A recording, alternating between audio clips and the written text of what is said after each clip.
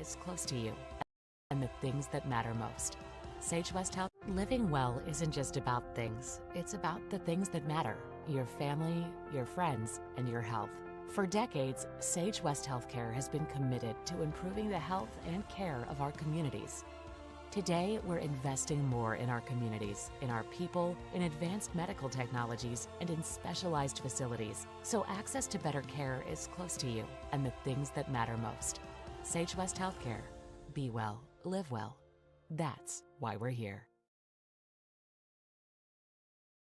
Arapaho First is proud to support all Fremont County athletes. Just like the hard work you put into every game, we're here for tribal and non-tribal members alike. Wishing every athlete a season of strength and success. Call 307-463-4185 to discover what Arapaho First can do for you. Grand Altitude Federal Credit Union is more than a place to bank. It's a partner in every financial journey. From checking and savings to auto loans and mortgages, they give members the tools to move forward. Known for local service and decisions made right here in Wyoming, their team offers trusted guidance every step of the way. Proud supporters of all Wyoming sports teams, they're as committed to the community as they are to their members. Grand Altitude Federal Credit Union. Your money, your goals, your altitude. Warm Valley Health in Fort Washakie is a full-service medical provider. With integrated care teams, you're always able to reach someone in your medical team. Warm Valley Health provides primary care, nephrology, podiatry, optometry, pharmaceutical, along with other services. New to Warm Valley is pediatrics and OB care. Walk-ins are welcome. That's Warm Valley Health, located at 29 Black Coal Drive in Fort Washakie. Call today, 307-332-7300.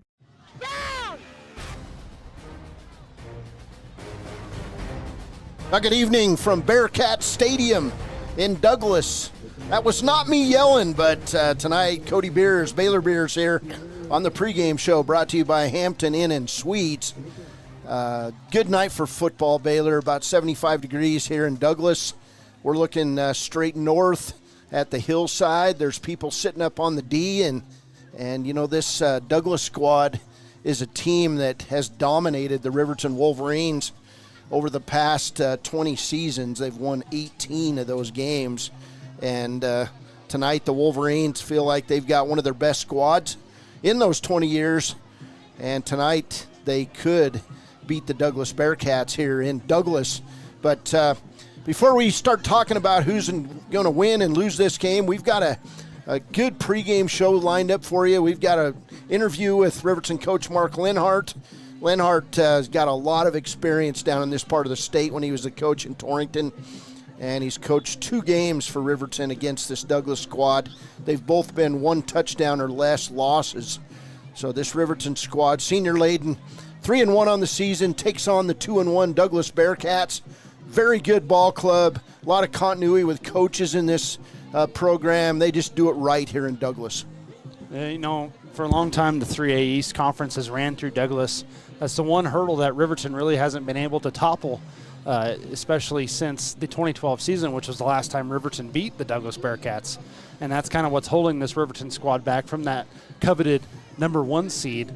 Typically this game, though, towards the end of the season, it's the conference opener, the first true test after the preseason for the Riverton Wolverines.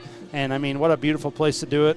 Got the hills lit up here by the sunset, and it's just it's a great day for football, and I know Riverton's really excited to be here. All right, this is the pregame show brought to you by Hampton Inn & Suites. When we come back, we'll start breaking down this matchup. The stats look a lot alike between these two 3A East teams, and we'll be back with more after a break. This is Wolverine football on KTAK. Midway! Come to Midway Auto and RV and score big when buying a car, truck, or SUV. Every vehicle goes through a 100-point inspection, and every vehicle comes with a warranty. Our Super Bowl is giving our customers the friendliest service, the easiest buying process, and the best deal possible. Treat Midway like the home team. We always make the best play for our customers. Come experience the Midway difference, where you're not just a customer, you're part of the Midway family.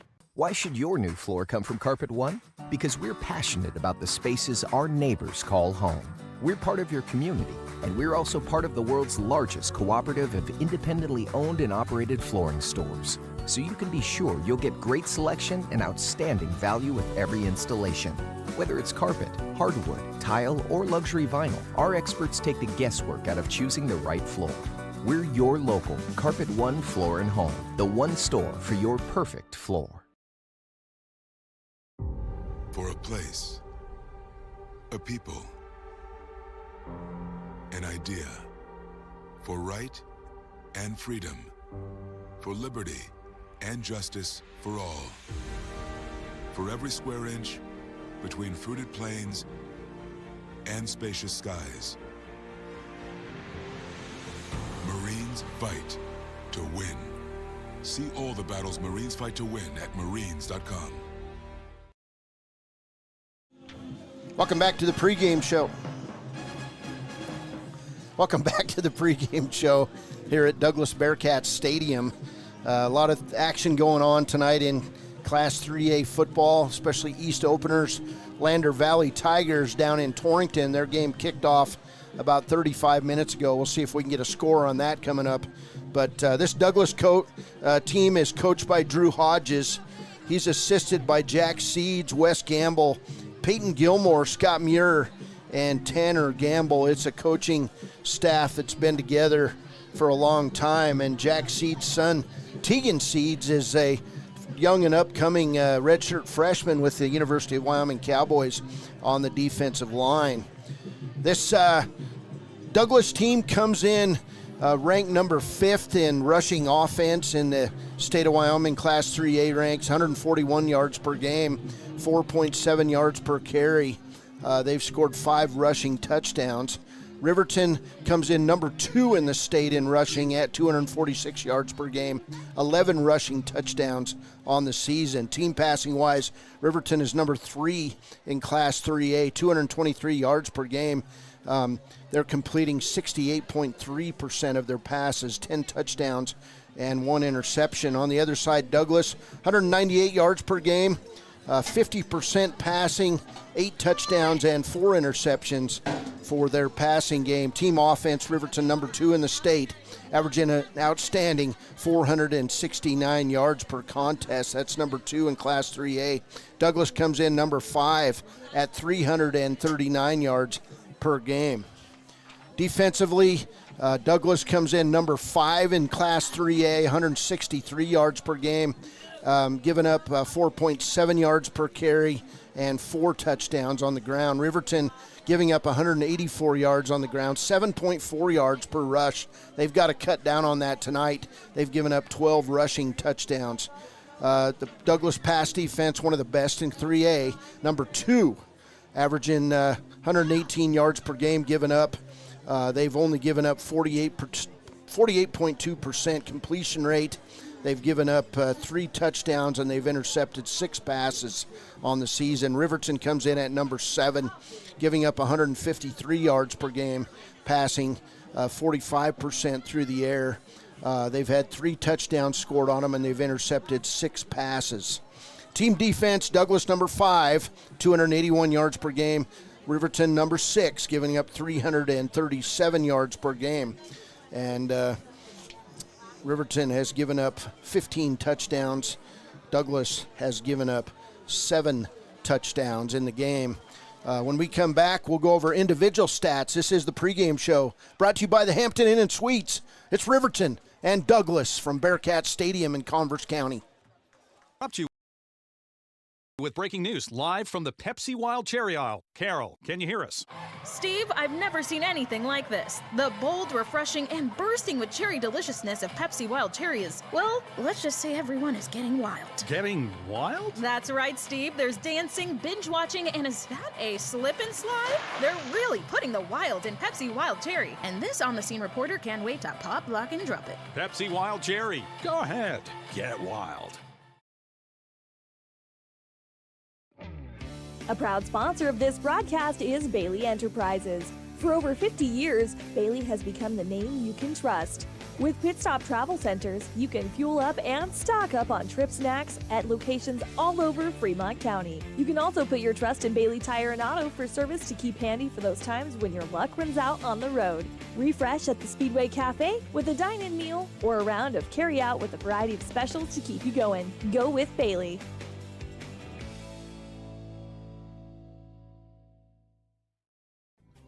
Riverton Bloedorn Lumber is proud to support youth sports. Experience the Bloedorn difference. Quality products, design, delivery, and expert service. Bloedorn Lumber, 1202 North Federal in Riverton. Bloedorn Lumber. Community Health Centers of Central Wyoming has locations across Fremont County ready to serve you at DuBois Medical Clinic, Riverton Community Health, and Lander Community Health Pediatrics. We accept all forms of insurance, including Medicaid and Medicare. Are you struggling to get medical care? Ask for their sliding fee scale. From family medicine to pediatrics, Community Health Centers are here to serve you. Call 307-463-7160 or visit chccw.org to schedule your appointment. Welcome back on the pregame show, brought to you by Hampton Inn & Suites. Both teams out for the opening coin flip. It looks like Riverton won the flip here early on, or else he just flipped the coin. I'm not sure, but these two teams come in individually with big stats. First for the Riverton Wolverines, rushing-wise, Hunter Saltzgaver has rushed the ball 66 times for 140 yards per game, 561 total yards, and 5 rushing touchdowns.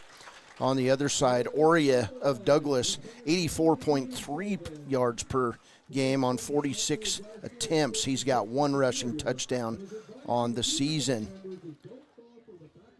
Passing-wise, Blake Gantenbein, number 3 in individually in Class 3A, 213.8 yards per game. He's completed 68 out of 97 passes. That's 70% for 855 yards, 10 touchdowns, and 1 interception.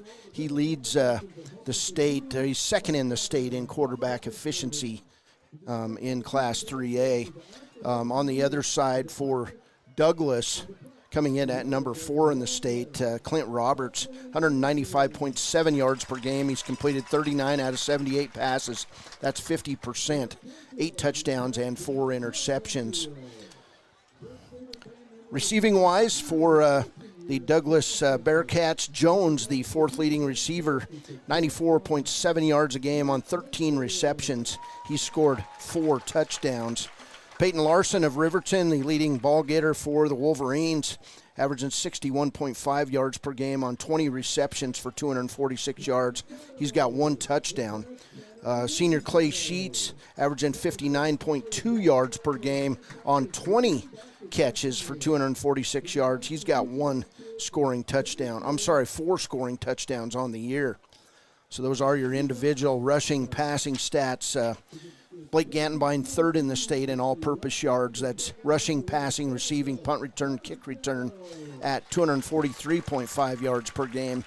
And Roberts comes in at 236 yards a game on 708 yards in 3 games. Scoring-wise, Hunter Saltzgaver leads the state in scoring, 17.2 points a game. He's had 6 touchdowns, 4 field goals, and 21 extra points for Riverton. Jones comes in number 10 in Class 3A, 8 points per game, 4 touchdowns for the Douglas Bearcat.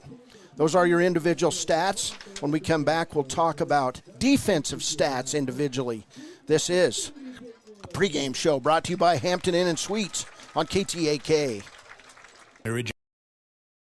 Education at Central Wyoming College. Offering 2- and 4-year degree programs in a variety of fields, Central Wyoming College is transforming lives and strengthening communities through learning, leadership, and connection.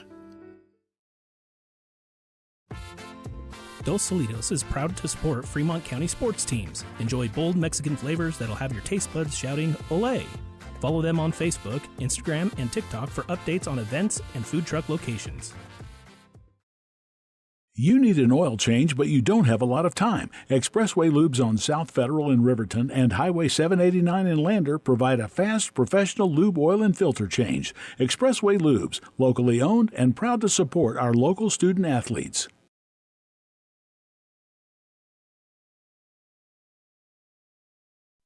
Men have a way of doing things. A man has his way of eating, of exercising, of keeping his hands warm, and of straightening up. So, when a man faces a serious life problem like divorce, depression, or suicidal thoughts, shouldn't a man have a way to deal with that too? Well, now he does. I'm Dr. Rich Mahogany. Visit me at mantherapy.org. Hi, my name is Deputy Kristen. Welcome back to the pregame show here on KTAK. Defensive stats. First for the Douglas Bearcats, number 6 defender in the state is Peyton Hollingsworth. Hollingsworth averaging 14 defensive points per game. He's got 3 assisted tackles, 5 unassisted. He's got 4 tackles for loss and 2 interceptions for the Douglas Bearcats. Number 11 defender in the state is Braxton Spence. Nope. It's Rylan Van Doren, comes in averaging 13.3 defensive points per game, 18 tackles, 6 assisted tackles per game. And the next scorer is number 40, Brennan Sullivan, a 5'8", 214-pound senior who plays linebacker for Douglas, averaging 13 defensive points. He's got 15 assisted tackles, 11 solo tackles, 2 tackles for loss on the season. And the 4th leading defensive point getter for this Douglas team is Cash Lenzen, a senior on this squad, 11.3 defensive points per game. He's got 21 tackles, 7 tackles per game, 8 assisted, 13 unassisted tackles in the season. For the Riverton Wolverines, middle linebacker Cameron Vincent leads the way, 13 defensive points. He's got 32 tackles on the season. 21 of those are assisted tackles, 11 are unassisted. He's got 3 tackles for loss, 1 sack on the season, and 1 punt block for the Riverton Wolverine. If you go down the list for Riverton, the next defensive point getter is Braden Martin, 11.2 points per game. He's got 18 assisted tackles, 12 unassisted tackles, 3 tackles for loss on the season. And the Riverton Wolverines then have Clay Sheets at 8.2 defensive points per game. He's got 5 assisted tackles, 11 unassisted tackles. He's got 3 punt blocks credited to him on the season. That's senior Clay Sheets.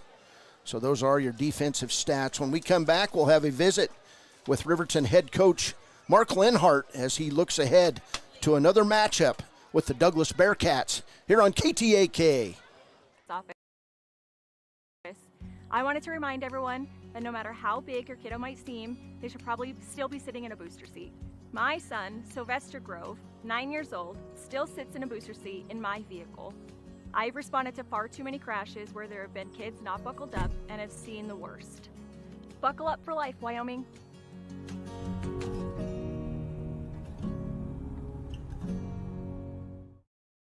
B&M Septic and Excavation offers prompt professional service. Call them today for a quote at 850-2200. They serve far and wide across Fremont County and deep. B&M Septic and Excavation is proud to support Fremont County sports. Visit Lander Gambles to make your home feel like new. They will beat any competitor's price. Stop by to speak to one of the sales agents or visit LanderGambles.com. Lander Gambles will help you find the perfect product that fits your budget and lifestyle. Lander Gambles, 420 Main Street, Lander, Wyoming. Clogged drains? Top Priority Drain Cleaning's got you. Fair prices, top service, and a lowest price guarantee. Show any past price, and they'll beat it by 5%. Call Top Priority now at 307-709-CLOG. They would like to wish all the Fremont County teams good luck this year. Welcome back to the Hampton Inn and Suites pregame show. Cody Beers, Baylor Beers, here on a Friday night, 7 p.m. kickoff tonight, an hour later. That is Douglas's choice, I was told this week. We were able to get here about 5:30 tonight. Immediately went across, found Coach Mark Linhardt, and a lot of smiles for Coach. He kind of feels like he's home playing on this field because he has coached here literally for probably about 15% of his games as a Wyoming football coach. So here's my conversation with Riverton coach Mark Linhardt.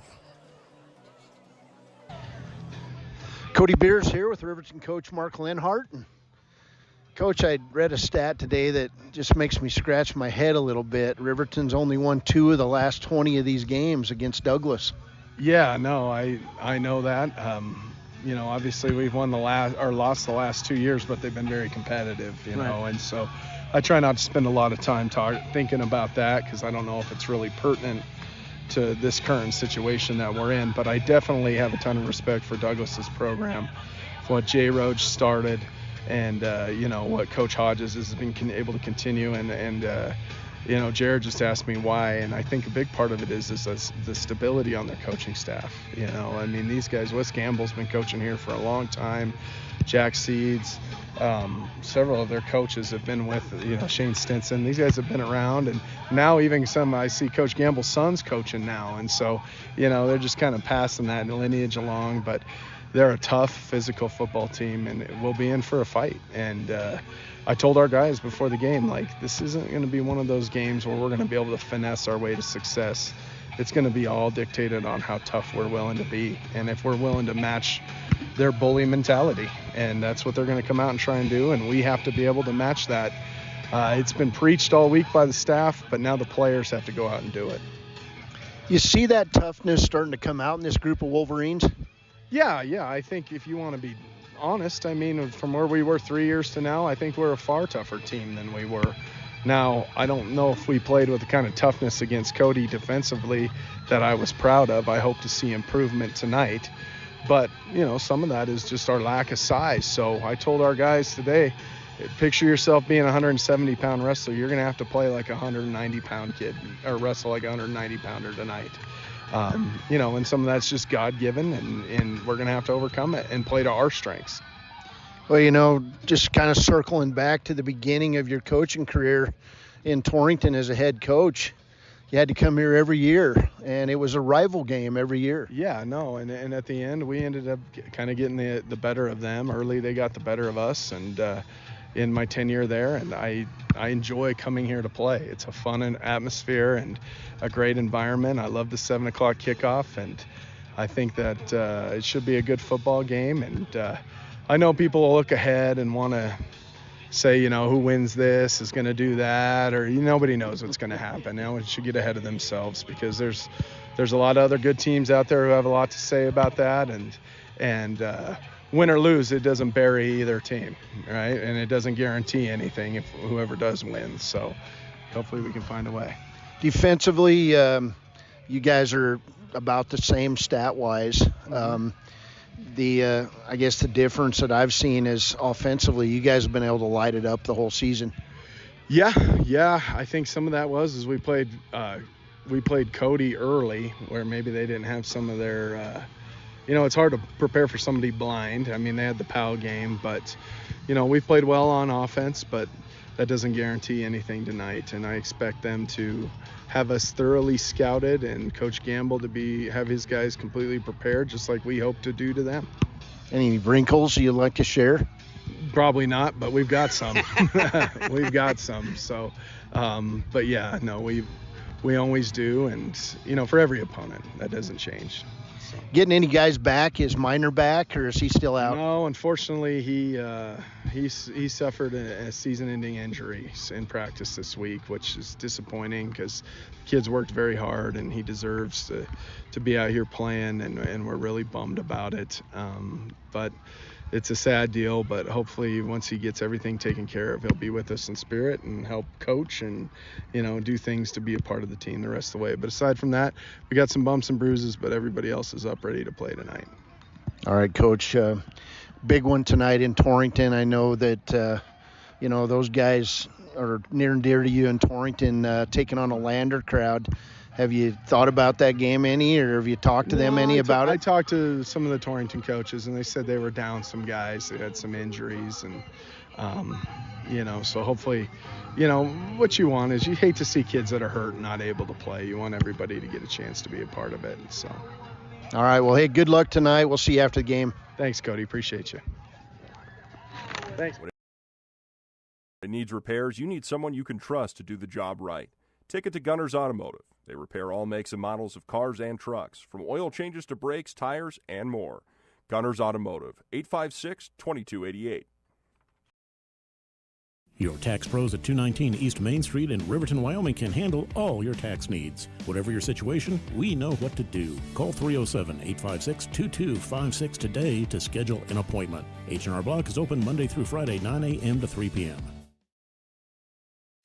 Stay at the newly renovated Hampton Inn & Suites Riverton, proud sponsor of all sports teams, home and away. Experience the perfect blend of comfort and convenience with Hampton's top-notch amenities, including a free hot breakfast, complimentary dinner and drinks Monday through Thursday evenings, a sweet shop for snacks and essentials, a pet-friendly environment, and an indoor hot tub pool, and a fitness center to keep up with your workout routine. We've got everything you need for an exceptional stay. Reserve your stay now on our website, Hampton Inn & Suites Riverton, where comfort meets convenience. Discover Thermopoulos is proud to stand with our Bobcats. From local attractions to hometown pride, there's always something to cheer about here. Discover Thermopoulos, celebrating our community and rooting for the Bobcats all season long. For more than 40 years, Porter's Mountain View Supply has been serving central Wyoming with top brand name spas, stoves, fireplaces, and outdoor grills. With 2 locations in Riverton and Casper Plus financing available for your purchase, Porter's offers expert advice, quality products, and service along with maintenance. Porter's, your local spa, stove, and fireplace provider in Riverton at the corner of Sunset and North Federal.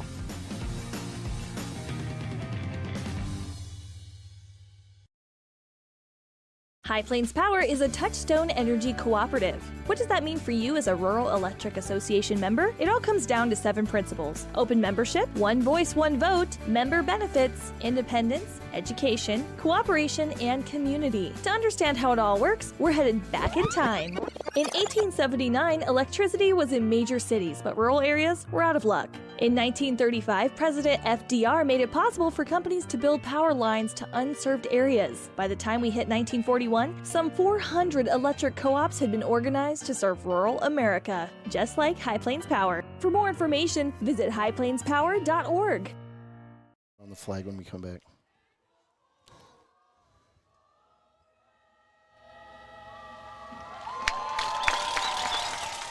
Welcome back to Douglas Bearcats Stadium. We're getting close, about 4 minutes before the kickoff of this game.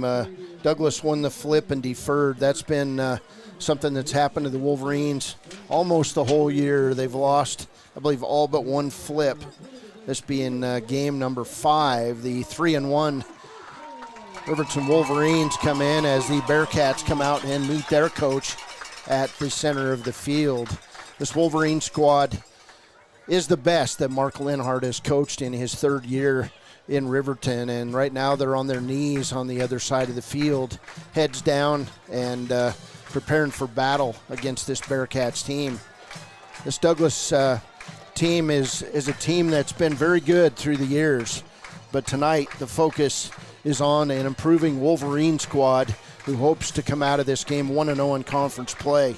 The Sutherland starting lineups, the offensive starters for Riverton from Baylor Beers.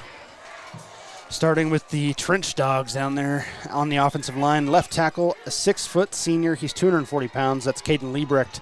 At left guard, a senior 5'10", 210 pounds, Danny Clausen.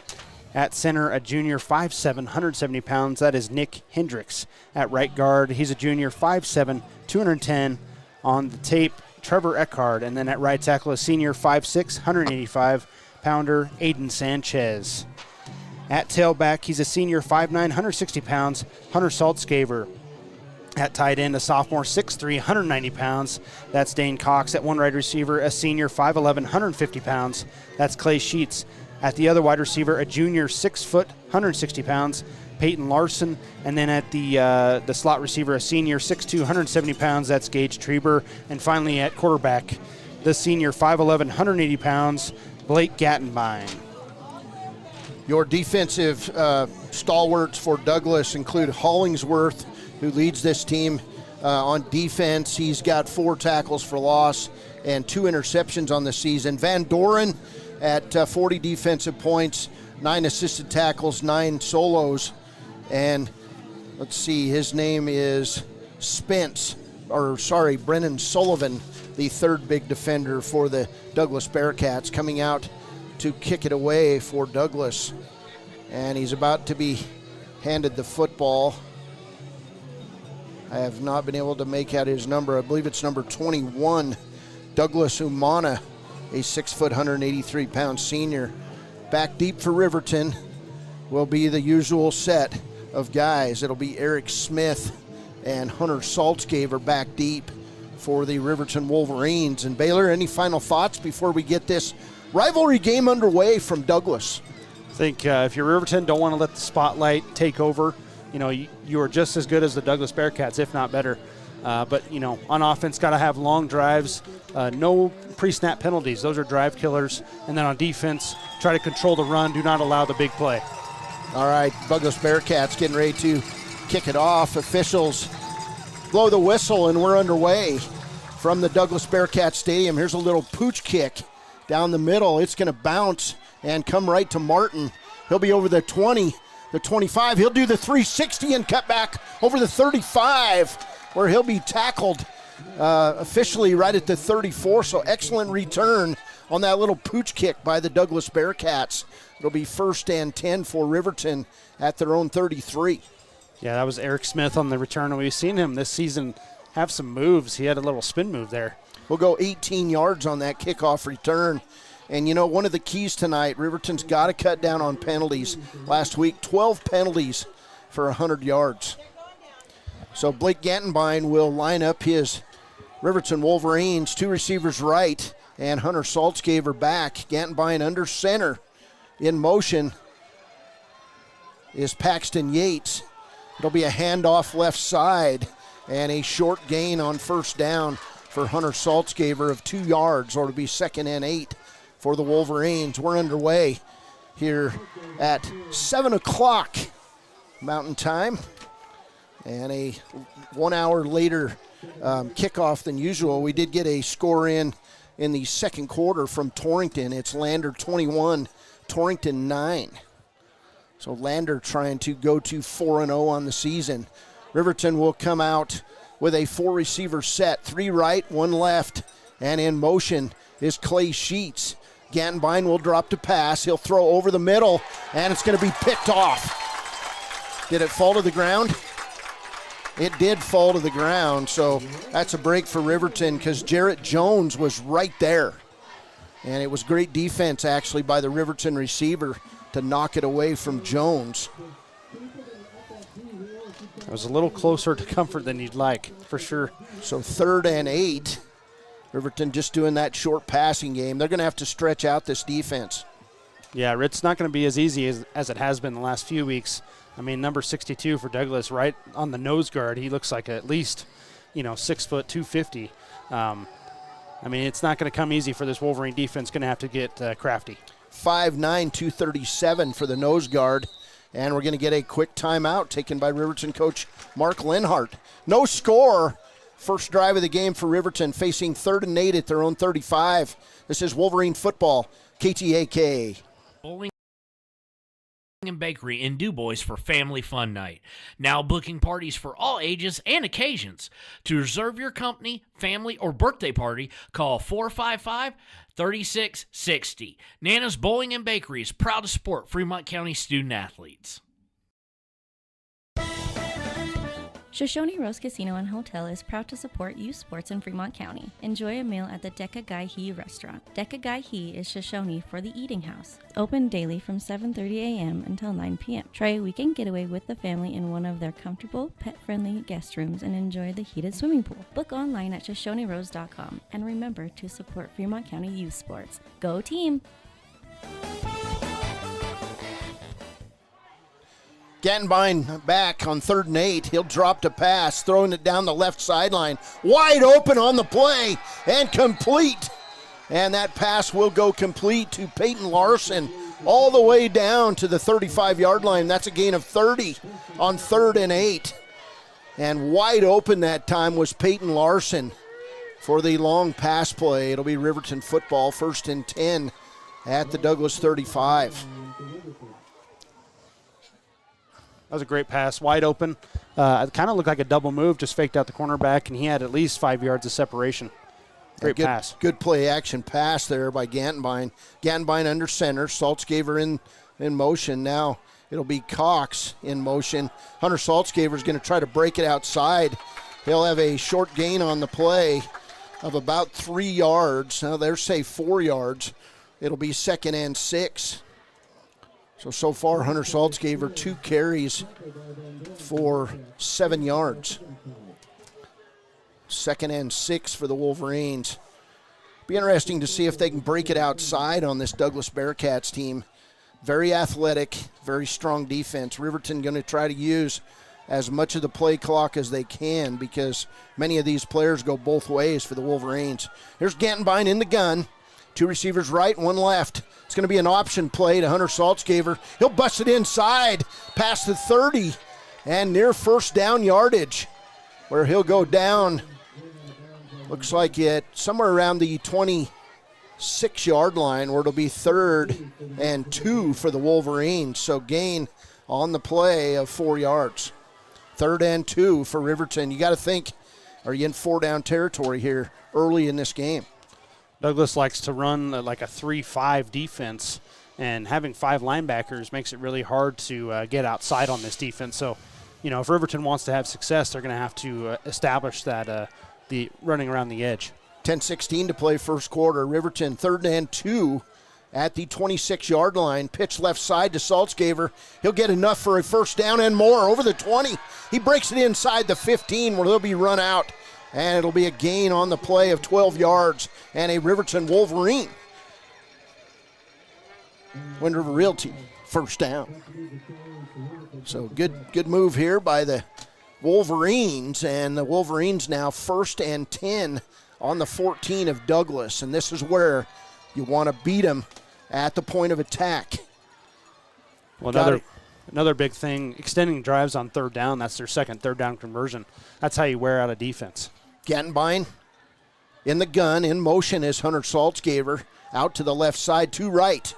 Gantenbein looks to the left. He'll throw it over the middle, diving. Did he make the catch? Dane Cox, he did, down at the 1-yard line. What a catch by Cox. Lays it out and pulls it in at the 1. 1st and goal for Riverton. That's going to be a gain of 13 yards on the play.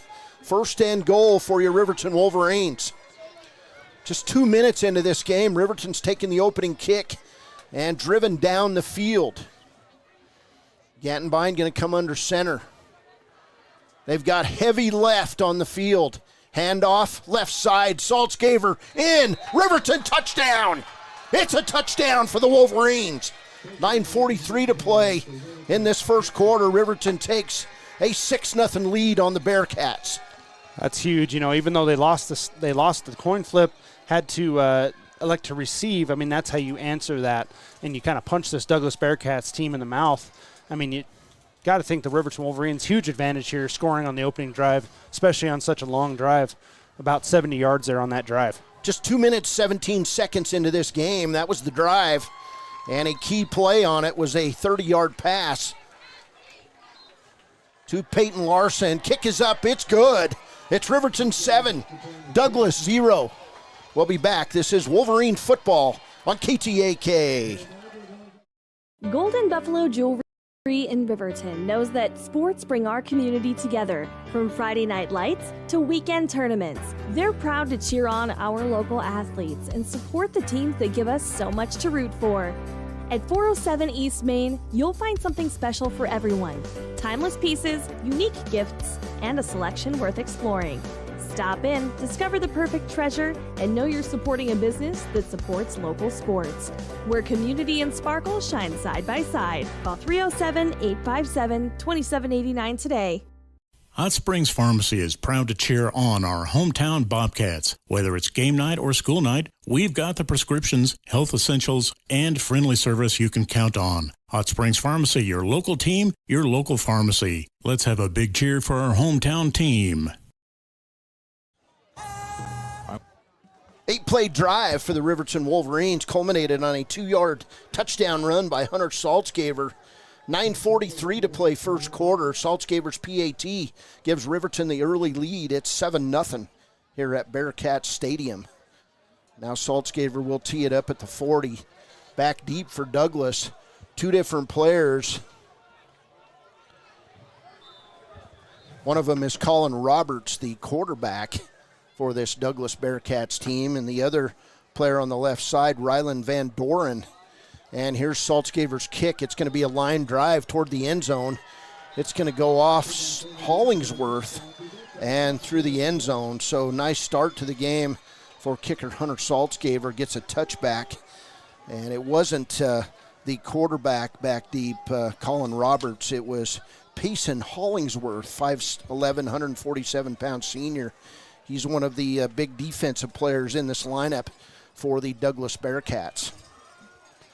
So the Douglas Bearcats will come out on offense, first and 10 at their own 20.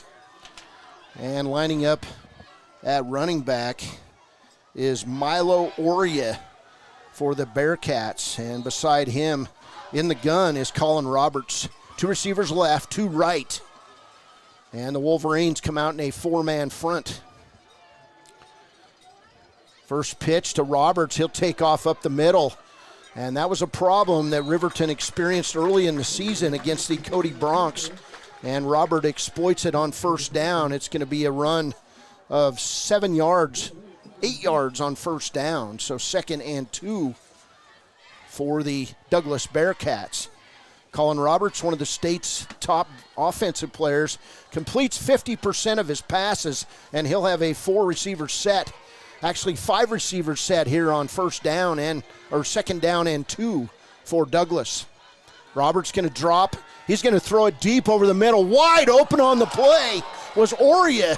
He had beat Paxton Yates by 6-7 yards, and Roberts just overthrew it. And a big sigh of relief comes out of the other side, even though I can't see anybody breathing on the other side. They probably lost their breath. Yeah, that Oria would have been gone. Yeah, that would have been a long touchdown there for the Bearcats. That's one thing about a team that likes to rush. You know, you got to sit back a little bit on that play action pass. Man, that one almost was a dagger. 3rd and 2 for the Douglas Bearcats. Oria back in the backfield with Roberts. 2 receivers left, now one in motion to the right. Roberts will hand it off to Oria. 5'6", 194 pounds. He's going to be driven back, but not before he just gets a first down over the 30. It'll be 1st and 10 for the Bearcats at the Douglas 31. So gain of 3 on 3rd down.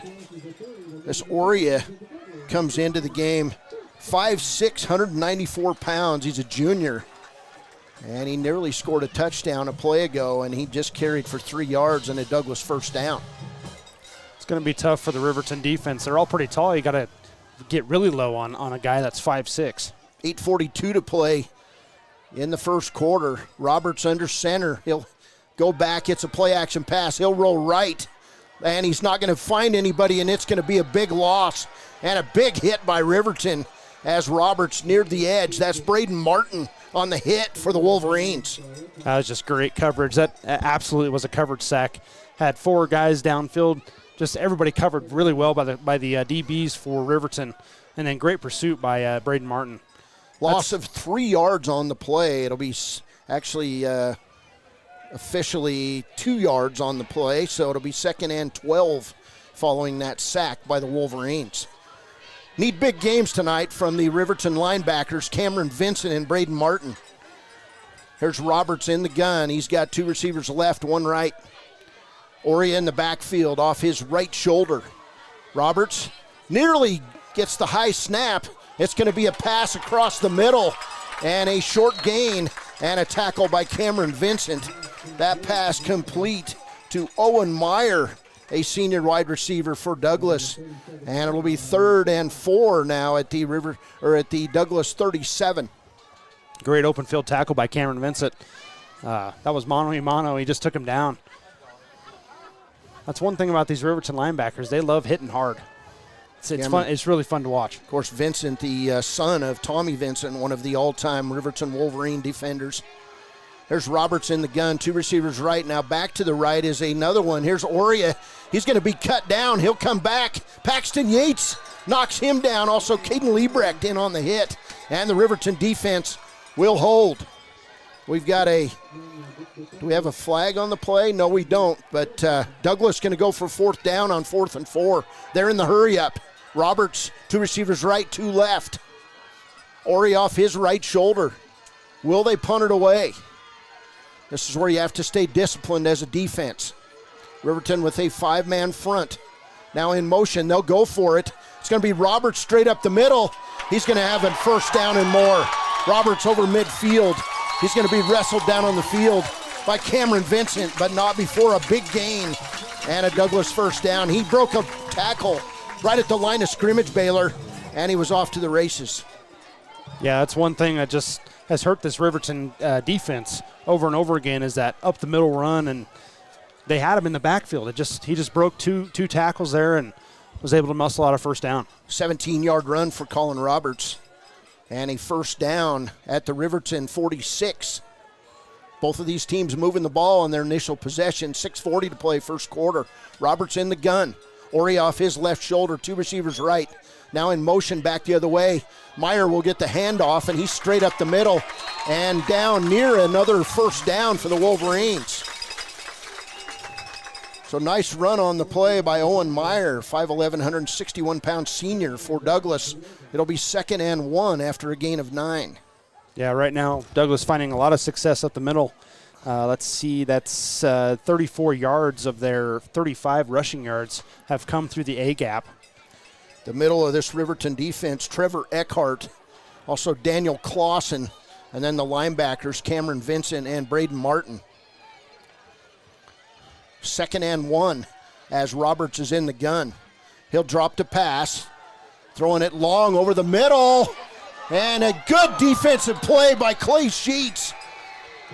Sheets got up with that left hand, looked back toward the quarterback, and batted away. That pass intended for Ryland Van Doren of Douglas. Great defensive coverage by the senior, Clay Sheets. Yeah, that's what you like to see as a coach, obviously. Stayed in stride with Van Doren there, and then made a play at the ball, which if you're a ref, you can't throw a flag on that. That's just great defense by Clay Sheets. 3rd and 1, and so far Riverton unable to stop Colin Roberts rushing it up the middle. Orion back in the deep backfield. He'll get the handoff, and the junior will have a 1st down and more as he'll drag Riverton defenders, including Gage Treber, all the way down near the 25-yard line, where it'll be a 1st and 10 for Douglas. Douglas Bearcats have completed 1 pass on this drive. The rest has been running the football. So 1st and 10 now for Douglas at the Riverton 26. 5:24 and counting to play in the 1st quarter. So far, Riverton scored on its first drive. They lead 7-0. Douglas has had the ball ever since, a 4-minute drive underway. Roberts in the gun, and we'll get a flag thrown. Could be a false start on the Bearcats. That'd be a huge momentum killer here for Riverton. It will be a false start. That'll move them back 5. And it'll be 1st and 15 now for Douglas. So first penalty called in this game. And we'll see if the Wolverines can capitalize. It'll be 1st and 15 for Douglas at the Riverton 32. 5:08 to play in the first quarter. Roberts, his ankle's wrapped in pink. He'll come to the line. 2 receivers right, 1 left. Now 2 players in motion. They did not call it because they did come set. Orion with the short gain and a big tackle by the Wolverines. First to that one, the nose guard on the play.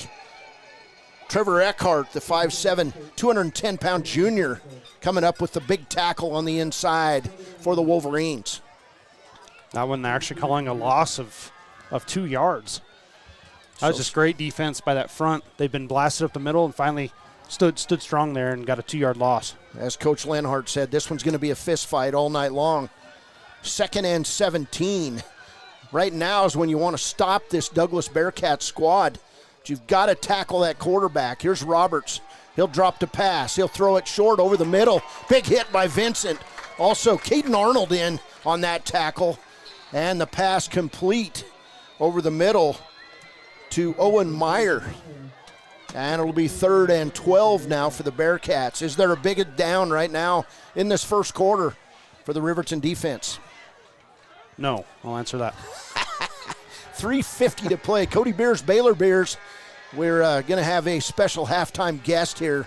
These guys, these seniors were coached as 7th graders by this guy. Here's a pass over the middle, wide open for Douglas. Inside the 10, inside the 5. And they'll get out of it again. That pass complete to Jarrett Jones, and nobody covering him over the middle. Douglas Bearcats going to have a 1st and goal. They made that one look easy, Baylor, all the way down to the 9-yard line. Yeah, it was a great play call. Had 4 verticals, and then Jarrett Jones was slanted underneath, and he was just wide open, had plenty of room to run as well. Had a 20-yard gain. Yep. 20-yard gain on 3rd down. So 1st and goal for the Douglas Bearcats. Roberts in the gun. 2 receivers right. Now 1 in motion. He'll get the ball and come to the outside. And a great job by the Wolverine defense. Coming up, making a huge play was Caden Arnold. He just followed it out, rode his blocker, and then broke away and tackled Cash Linzen for a big loss back to the 13-yard line. So loss of 4 on the play, and it'll be 2nd and goal. Just great field presence by the senior cornerback who made a huge tackle there on Linzen. Yeah, great pursuit, too, to not let him get outside of him. Triples left for Douglas, 1 right. Roberts going to roll left, looking for a receiver, and he's unable to get it off. He's going to go down and be sacked by a host of Wolverines on the play. In on that one. 3 different guys, Braden Martin, Dane Cox, and number 55 again, Trevor Eckhart. The middle of that Riverton defense just ate up the offensive line for Douglas. And it's going to be 3rd and goal now from the 21. Douglas moving backwards. We'll see if the Wolverines can stop them. You got to stop that pass over the middle. 2 receivers right, 2 left. Here's Roberts. He'll drop straight back. Good coverage by Riverton. They're going to bottle up Roberts. He fumbles. Picked up on the play by Cameron Vincent. And Riverton going to bring it out over the 35. It'll be Wolverine football. We did see a flag come in, but the Wolverine defense stands tall and stops the Bearcats. We'll see what the flag is here as they talk it over. But it came after the fumble recovery, so it's going to be Riverton football. Now 3 different referees talking about it. Actually, the white hat and 2 black hats talking it over down on the sidelines. But what a defensive stand. The Wolverines bent, but they did not break. And they wave it off. Riverton football, 1st and 10. We'll see where they mark it. You got to imagine that. The only option there was against Douglas. So either way, it works out for Riverton. They probably one ref probably thought it was a face mask or a horse collar of some kind, but they get together and make the right call, I guess, if you want to side with the refs. I don't know. I'm not sure who stripped the ball away, but it was Cameron Vincent with the recovery and run back. And Gantenbein will come under center. In motion is Yates. And a handoff left side to Hunter Saltzgaver. He'll get out near the 38. And it'll be a gain of 2 on the play, 2nd and 8. This Douglas defense is being stingy up the middle. Yeah, you talk about great defensive stand there by the Wolverines. They let Douglas get down to the 8-yard line, and then 3 consecutive plays, they pushed Douglas back a total of 19 yards with 2 sacks, and then obviously the strip sack there at the end. That's just a great defensive stand, and that's one of these things that this Wolverine team can do. They just don't give up. Gantenbein in the gun. 3 receivers left as Dane Cox comes to the left, 1 right. Gantenbein going to come left side. It's going to be an out and in to Peyton Larson, and a huge hit by the Douglas team. And Larson's down on the floor as Colin Roberts came up and delivered the shot on Peyton Larson. And that's a play that went for about 6 straight completions last week against Green River. Larson gets up, walks it off the field, but that one hurt. Yeah, it did. It did hurt, absolutely. It did hurt, yes. Try not to say that word. No, but I honestly think Peyton Larson, he would have caught that. It looked like he turned his head a little bit early, but probably would have hung out onto that. He's been really good with hits. Probably heard footsteps. Gantenbein in the gun. He'll roll left side again. A lot of time to pass it. He'll complete it right at the first down stakes. That's Gage Treber on the catch. Out near the 46-yard line. We'll see where the mark is. It's right at the first down marker. Great job by Gantenbein, coming right back to that same play. And Treber used them. And it's a Riverton Wolverine. Wind River Realty, first down. 1:06 to play, first quarter. Riverton on the drive after the initial first down of this drive. Gantenbein in the gun. 2 receivers left, 2 right. He'll look back toward Coach Linhardt. Saltzgaver off his left shoulder. It's going to be an option play. Gantenbein to Saltzgaver. He'll cut it inside, and it'll be a gain right to midfield. 4 yards on the carry. 2nd and 6. The longer you can keep the Bearcats defense on the field, the more huffing and puffing you'll see. And that's officially a gain of 3 on the play for Hunter Saltzgaver. 2nd and 7 for Riverton. 58.9 seconds to go. Not sure why they stopped the clock. Gantenbein looks left, throws left, complete.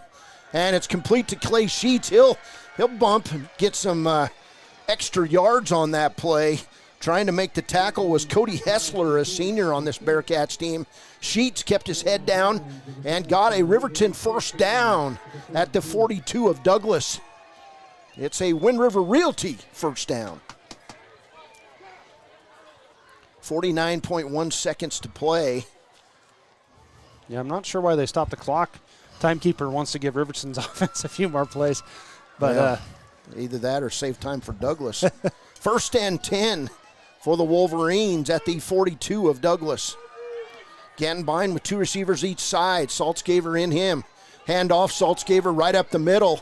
And he'll have a decent gain of 4 yards. And 40 seconds and counting here in the first quarter. Riverton winning the line of scrimmage so far in this game. They've been ripping off 7-8-yard runs on first down the whole season, but that is a tougher defense out there tonight than they've seen. 25 seconds here in the first quarter. Douglas, sorry. No, go ahead. Douglas has always had just big kids in the interior, and it's just really hard to run against them, and they're showing that tonight. Gantenbein in the gun, 4 receivers set. He'll take it, his first run of the game. And Gantenbein, they're going to push Blake out near the 36 of Douglas. But, man, what a street fight out there up front as Gantenbein will get a short gain on the play. It'll be 2 yards, and that'll end the first quarter. Riverton Wolverines take the opening kick, drive the length of the field. They lead this one. It's Riverton 7, the Douglas Bearcats 0. And Riverton on the drive on KTAK. Intertribal Council Department of Transportation. It makes me and my crew happy when you buckle up. It just might save your life. I'm gonna get us home. Buckle up for life, Wyoming. Since 1964, Valley Lumber and Supply has been more than a hometown hardware store. They've been family. From weekend projects to big builds, they've got you covered with free delivery and a team that cares. They're proud supporters of our local sports teams. Visit valleylumbersupply.com, where hometown pride builds strong projects.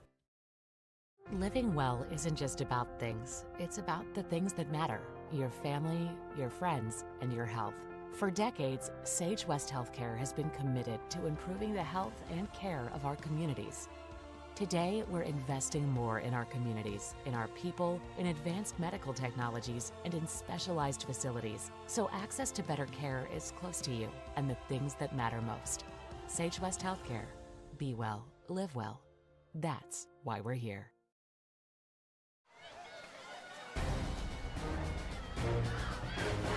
Welcome back here. The start of the second quarter, Riverton leading 7-0 and driving down the field. We got a third down. Right now, Riverton, 95 total yards. Hunter Saltz gave her 8 carries for 33 yards so far. Blake Gantenbein, 4 completions for 60 yards. Gantenbein under center, 2 receivers right. Dane Cox in motion. Handoff right side to Hunter Saltzgaver. He's going to get hit at the line of scrimmage. He'll spin and make it down near the 32-yard line. Cox on that play was dinged a little bit. Looks like he's trying to walk off something with a lower leg injury. And it's going to be close to a Riverton first down. They look over, try to eyeball it. This is where you need the virtual first down marker. And we're going to get a measurement on the field. This is where you play the Jeopardy tune. Douglas total yards in this game, Baylor? Yeah, Douglas has 57 yards. They drove about, 77 yards, 76 yards, and then lost 19 yards on 3 straight plays and fumbled the ball back to Riverton. That was what happened at the end of the first quarter that gave Riverton back the ball.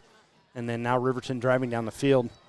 Let's see, anything else to note? Riverton 3 of 4 on third down after that. They're short of the first down there. About 6 inches short on the measurement, so it'll be fourth and short for the Wolverines. You'd imagine why would you do QB sneak here? Why would you do anything but do the Jalen Hurts pile up here for the Wolverines? That's called the tush push. All right.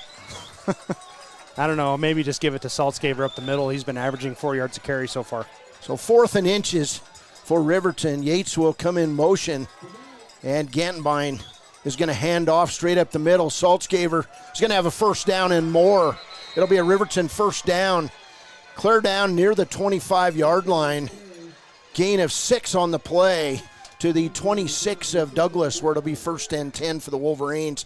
And that's just the offensive line lining up mano on mano and getting a first down.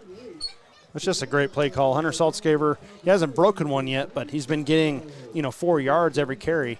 And he's just, why not give it to him, Keep your quarterback safe. Just let the man eat. 1st and 10 for the Wolverines. I ate me a Philly cheese coming down here to get in the mood for this. Riverton will hand off up the middle. Saltzgaver off the left side. He's off to the races. Over the 20, the 10. He'll split and fall down at the 8-yard line. Big gain of 18 yards for Hunter Saltzgaver on first down. It'll be 1st and goal for the Wolverines on the 8-yard line of Douglas. Just like that, Baylor, you called. He hadn't broke one yet, and he broke it. It was a little misdirection play, trap play back to the left side, and Saltzgaver made him pay. It's one thing that Coach Linhardt's not afraid to do. He'll run up the middle 4 times in a row and then trick the other team and get a 20-yard gain. Saltzgaver now up to 61 yards. 11 carries for Hunter Saltzgaver. He'll get number 12. He'll come off the left tackle, cut it inside. Touchdown, Riverton! 8 yards on the carry, and it's Hunter Saltzgaver's second touchdown of the first half. Riverton leads at 13-0 here at a very quiet Bearcat Stadium.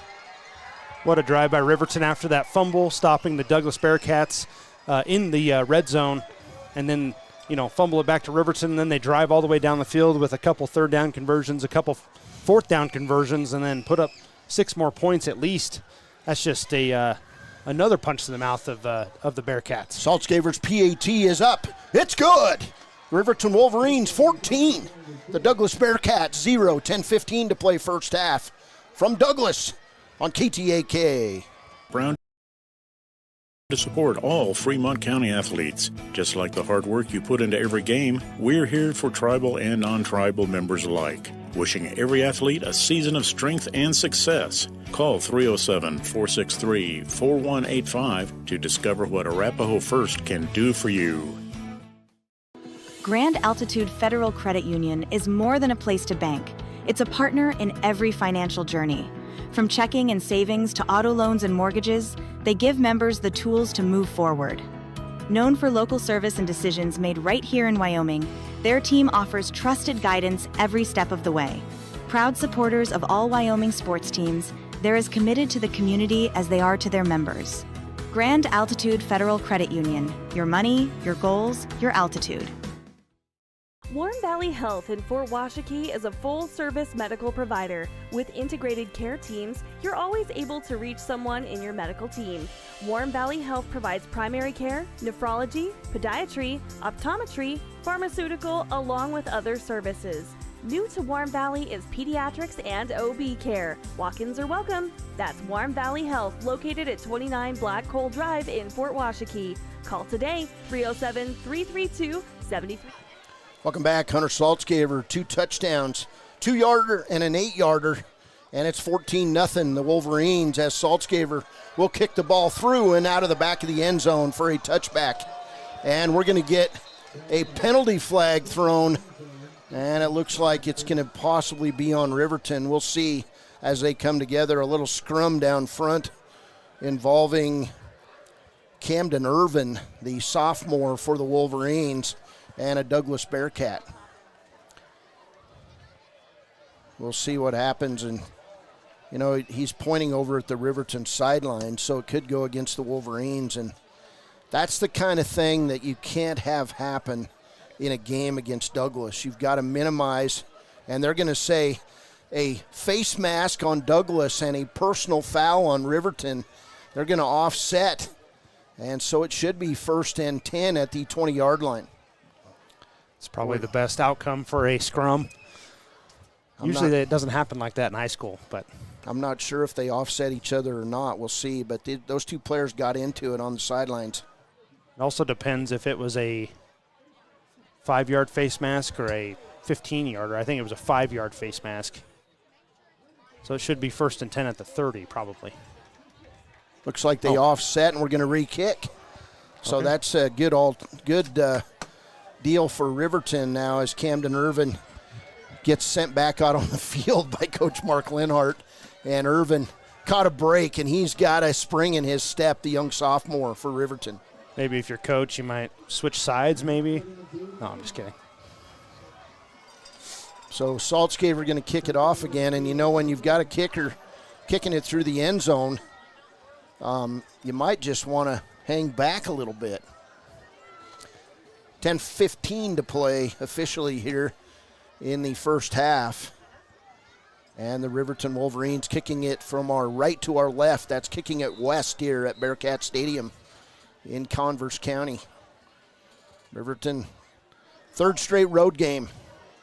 And they've been sharpening iron on iron. Here's the kick from Saltzgaver. It's going to go deep. And it'll be taken right at the goal line by Hollingshead.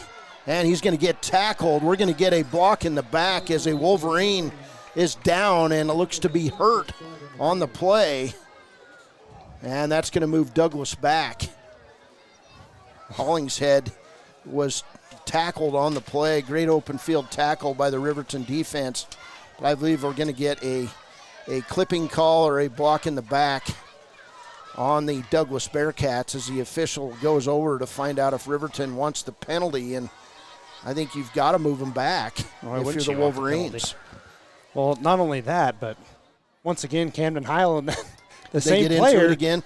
He body slammed Camden Heil right in front of the ref, and I don't know, no flag on that, but it's going to be a personal foul on Douglas, and I believe it was the Douglas Bearcat who took down Camden Irvin right in front of the official. They were waiting for it, and it's going to move it half the distance to the goal line. So good start for the Riverton defense on the play. Just lack of discipline in this one on a kickoff when Hunter Saltzgaver usually kicks it in the end zone. It'll be first down and 10 for Douglas. 10:09 to play first half at their own 9-yard line. So Roberts in the gun. He'll stop. He'll throw it short side, and the Wolverines all over it. It's Dane Cox. He'll tackle the Douglas Bearcat inside the 5-yard line. And they were on that play. And going down for Douglas was Jarrett Jones, a big tackle for Dane Cox on defense. So second now and 14 at the 4-yard line.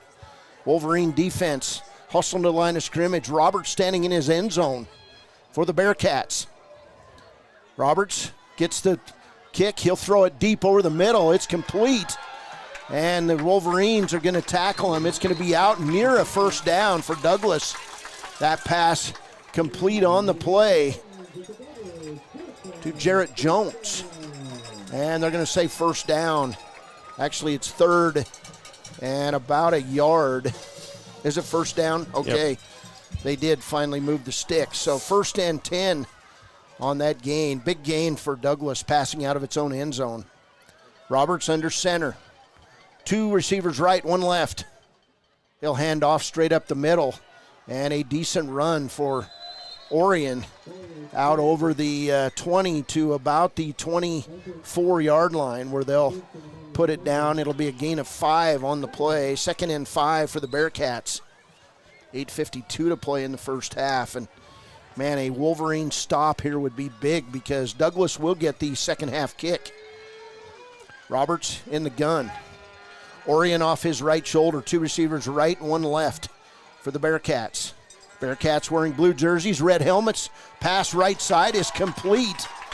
And a big hit by Cameron Vincent. Eric Martin is also in on that tackle, but another Douglas Bearcats first down. It'll be first and 10 now out to the 38-yard line. That pass good for 14 yards. And a first down now as Roberts has completed 6 of 8 passes for 56 yards. Roberts, 2 receivers left, 1 right. This drive started back on the 8-yard line. It's going to be a little flip inside. Orion's going to be tackled and wrestled down on the play. Great job individually that time by Paxton Yates. Gain of 2 on the play for Orion. 2nd and 8. It's a great play by the Riverton defensive front. That was the same play that Hunter Saltzgaver had about a 20-yard gain on. So those little traps you can take advantage of a defense overcommitting, but great job by Paxton Yates there. Make that tackle. Milo Oria, 6 carries, 19 yards for the Douglas Bearcats. 2nd and 8 for Douglas. 3 receivers left. Roberts tries to throw it left side. Now he'll run and throw it. It's going to be complete over the middle, down into Riverton territory. Tackle on the play by Clay Sheets, but that pass will be complete to Owen Meyer for a first down all the way down on the 39-yard line of Riverton. 1st and 10. Douglas in the hurry-up. Roberts in the gun. 3 receivers right, 1 left for the Bearcats. Oria right in front, and now he comes left of Roberts in motion. Number 8, they'll hike it over his head, and he'll have to go down and get it. Ball is loose. Riverton recovers. It's a fumble on a bad snap. And coming up with that recovery for the Wolverines on a great hustle play. I'm not sure. Looked like number 70-something. It could have been Caden Liebrecht on that recovery, but just a bad snap. Roberts went back, dove for the ball, and he couldn't get on it. It was kicked out, and the next Riverton Wolverine recovered it at the Bearcats 38. That is turnover number 2 on the Bearcats, and now the Wolverines with a chance to capitalize with 6:55 to play in the first half. Well, both turnovers after pretty good drives by the Douglas Bearcats offense. You know, it's got to be a confidence bruiser for the Bearcats. Great recovery by the Wolverines. Gantenbein in the gun. Full house backfield for the Wolverines. And in motion is Ganbine. He'll throw it inside. Little scoop pass to Eric Martin. He'll break it outside over the 25. Now the 20. We've got flags everywhere. And it's going to go on the Wolverines. But a nice play on the little pitch pass from Ganbine to Eric Martin. It's coming back, but flags flew from everywhere on that. That's what you're trained to do, is back up whoever throws the first flag as an official. So Riverton going to come back on that play. Just a beautifully executed play by the Wolverines on the little shovel pass. And did they call holding? Crackback block. Crackback block. That's 15 yards. That'll bring it back to the 40-yard line, where it's going to be 1st and 12 on the spot penalty. Riverton's first accepted penalty in this game, so doing better in that regard. But, man, that was just a great play call. Riverton had ran that toss sweep a few times, and that time just pitched it underneath to Eric Smith, and he had a lot of green grass, and unfortunate about the penalty. Halftime score in Torrington, Lander 28, Torrington 9. Here's Ganbine. He'll hand off on a draw play to Hunter Saltzgaver. He's going to keep battling. And what a run by Saltzgaver is. He's going to gain nearly 10 yards down near the 30-yard line of Douglas. Wow, what a run. He was carrying people on that play all the way to the 32, where now it's going to be, is it second down? Yes, it is second down and 4 after the gain of 8 on the play. So great run by Hunter Saltzgaver. Saltzgaver in this game now. 77 yards. 77 yards on 13 carries. You can just ask me if you want. Okay, I'll do it. And 2 touchdowns. Gantenbein under center. Braden Martin in motion. Handoff up the middle. Saltzgaver. He's going to have a Wolverine first down and more as he's down inside the 20 near the 18-yard line. Actually, going to go at the 19-yard line. It's going to be a gain of 16 yards on the play. And a Riverton Wolverine first down. Also, Wind River Realty first down. You might as well call both of them because that was a heck of a run.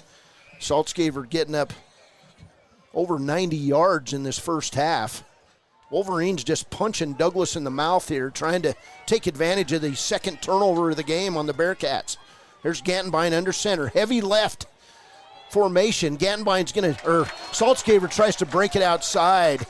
And a good open field tackle by Owen Meyer of Douglas. So I don't believe he gained a yard on that play. Matter of fact, he's going to lose a half yard. Where are they going to put it down? Just inside the 20. So they'll say officially no gain on the play. 2nd and 10 for Riverton. Riverton just perfectly happy letting Saltzgaver get as many rushes as he can. Averaging 6 yards a carry right now, even after that 0-yard gain there. 15 carries, 90 yards for Hunter Saltzgaver. Yeah, he's just having his way with this Bearcats defense so far. Gantenbein under center, 1 receiver left. Dane Cox leading the way for Saltzgaver. He'll try to bust it out, has to cut it back inside, and he'll be taken down inside the 25-yard line. And a short gain for Hunter Saltzgaver. It'll be 3rd down. And they're going to say he's down clear back at the 28-yard line. So 3rd and 9. Looked to me like he got clear to the about 16-yard line. Actually, he's at the 19-yard line. We're in the Wolverine red zone as Sheets comes right side. Treber left for the Wolverines. Gantenbein in the gun. He'll come right side, pitch it to Treber, and Douglas. Then they throw it long, wide open in the end zone. Eric Martin, touchdown, Gage Treber. What a play, 19 yards on the end-around pass. Martin was wide open, and the Wolverines lead it 20-0 with 4:01 to play. What a play. At first, it looked like Gantenbein was going to get hit. They handed it to Treber. He comes around the right end, lofts a perfect spiral to Eric Martin, who's uncovered in the end zone for a Wolverine touchdown. I mean, I thought that play was dead in the water from the beginning. He had a guy right in his face and just amazing pass and perfect touchdown. Saltzgaver's PAT is good. 4:01 to play first half. Wow. It's the Wolverines 21, The Douglas Bearcats 0 on KTAK. Midway! Come to Midway Auto and RV and score big when buying a car, truck, or SUV. Every vehicle goes through a 100-point inspection, and every vehicle comes with a warranty. Our Super Bowl is giving our customers the friendliest service, the easiest buying process, and the best deal possible. Treat Midway like the home team. We always make the best play for our customers. Come experience the Midway difference, where you're not just a customer, you're part of the Midway family. Why should your new floor come from Carpet One? Because we're passionate about the spaces our neighbors call home. We're part of your community, and we're also part of the world's largest cooperative of independently owned and operated flooring stores. So you can be sure you'll get great selection and outstanding value with every installation. Whether it's carpet, hardwood, tile, or luxury vinyl, our experts take the guesswork out of choosing the right floor. We're your local Carpet One Floor and Home, the one store for your perfect floor. For a place, a people, an idea, for right and freedom, for liberty and justice for all. For every square inch between fruited plains and spacious skies.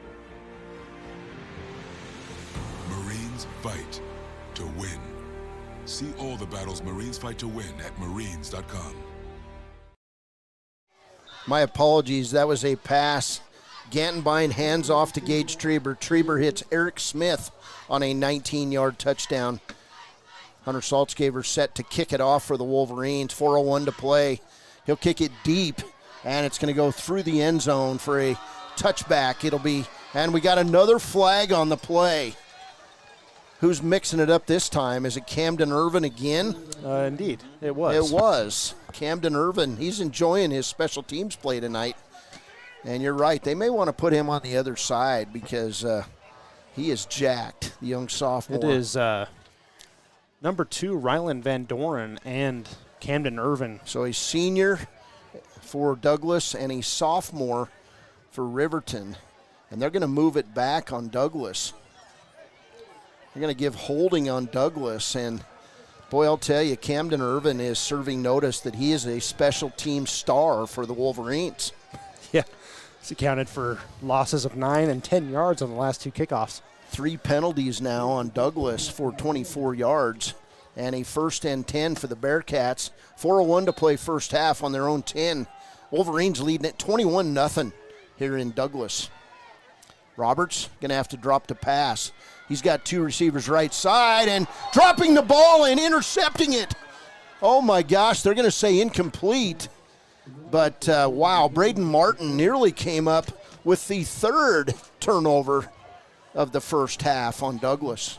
Yeah, that one just a straight drop by Jarrett Jones. Almost landed right in his arms. It's close.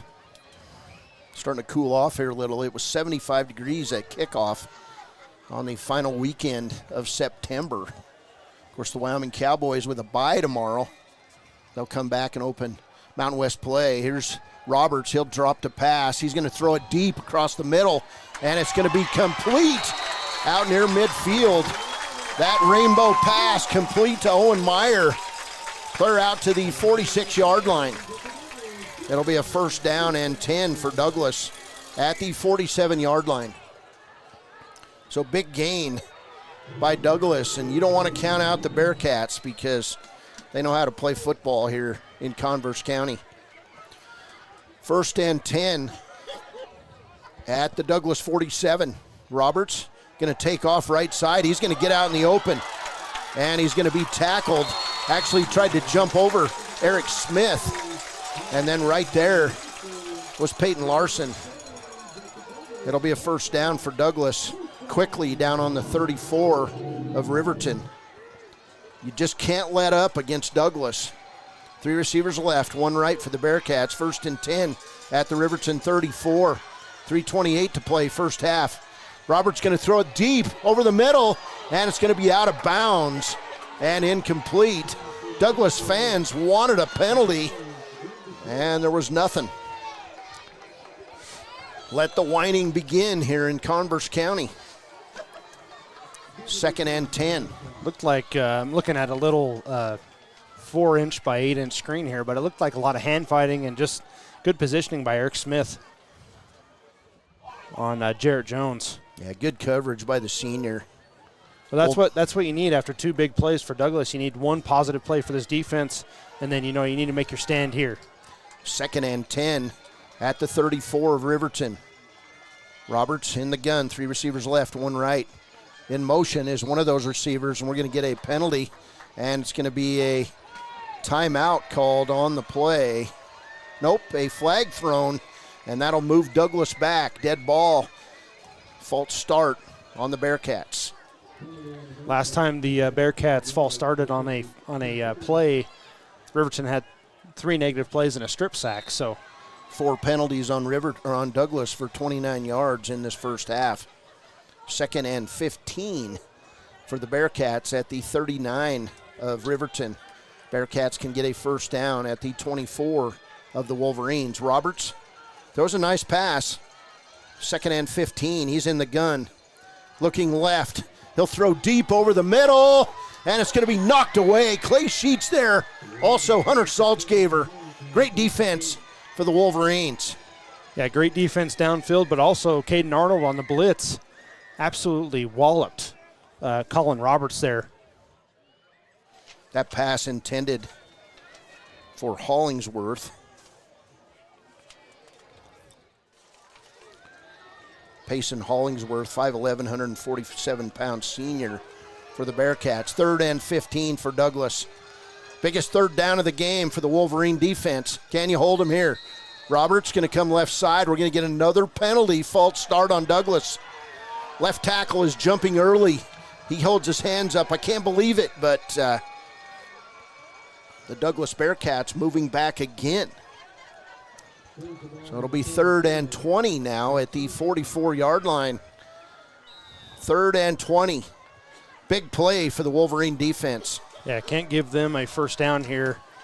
Got to sit on a screen, watch the draw play. You'd assume Douglas is in 4-down territory. Plenty of time left in this one. Riverton with 4 down linemen. They'll drop 7. Roberts coming back. He'll throw right side, incomplete. And the pass incomplete to Owen Meyer, just right through his hands. And Paxton Yates was there. He made the tackle. It would have been a short gain. Now 4th and 20. What do the Bearcats do? I mean, Riverton has proved all night they can move the football with 3:09 to play. Yeah, that was exactly the kind of play I was talking about. That play probably would have at least picked up 10 yards if he hadn't dropped that. But, I mean, Douglas receivers helping out the Wolverines a little bit. I think that's the 3rd drop on the night. Douglas will go for it. 4th and 20 at the 44. They have to get to the 24 for a first down. Roberts in the gun. 3 receivers right. They take off early. It's going to be another 5-yard penalty on Douglas. And now 4th and 25 from the 49. They've been moving backwards on this drive. 3 penalties in the last 4 plays. And I tell you, folks, that's a testament to I can't even think of the word, but the Riverton defensive line, the discipline, thank you, that Coach Linhardt instills in his players. I mean, that's the 4th false start. Riverton's defensive line has stayed put. Riverton will drop 7. 3 receivers right, 1 left. They'll throw over the middle. It's going to be a little gadget play, and Riverton will hold. It's going to be Riverton football. They tried the hook and ladder play. And going down was number 7, Cash Lenzen. It'll be Riverton football. 1st and 10 at their own 37. That pass gained 12 yards, but the Wolverines held and continued the goose egg on the scoreboard for the Douglas Bearcats. Wolverines, I believe, have 2 timeouts left. And, they practice this kind of thing all the time. They're going to let the clock run, and they're going to get down the field, or they're going to try to get down the field and at least try to put 3 points on. But no doubt they're going to be trying to look for a big breakaway touchdown here, really put a exclamation point on this first half. Riverton defense has held Douglas to 160 yards offense in this first half. Gantenbein in the gun, pitch right side to Hunter Saltzgaver. He's going to have a decent gain over the right side. He'll be taken down right at the 40-yard line, where it'll be 2nd and 7 for Riverton. 2:50 to play, and this is where you just don't get in a hurry. You keep running your offense, you get that initial first down, and then maybe you shoot for a big gain. Riverton never does panic in this situation. Well, and that's just good coaching, obviously. I think I say that several times in broadcast, but Coach Linhardt, just such an impact. But, yeah, Riverton typically takes their time on this first drive, gets the first down, then they push. 2:24 to play in the first half. Gantenbein with the quarterback sneak, and he's going to make it out over the 45. It's going to be 3rd and 2 for the Wolverines. So Wolverines kind of doing what they want offensively in this game. It's going to be 3rd and 1 officially. I mean, Wolverines only eight pass attempts in this game. They've just been running all over the field, averaging 5.3 yards a carry. And, yeah, you think that they're going to just give it back to Saltzgaber here. I don't know why not. Of Riverton's 198 total yards, Saltzgaber is responsible for 94 of them. All right, Gantenbein under center. Saltzgaber behind him. 2 receivers right. Gantenbein counting it down, trying the hard count. 1:32 to play, and nobody jumping for Douglas. Gantenbein still calling out numbers. And we'll get a timeout on the field by Coach Mark Linhardt of Riverton. 1:23 to play, we'll go with it. Riverton facing a 3rd and 1 situation at their own 46. Wolverines 21, Douglas 0 on KTAK. And we interrupt you with breaking news live from the Pepsi Wild Cherry aisle. Carol, can you hear us?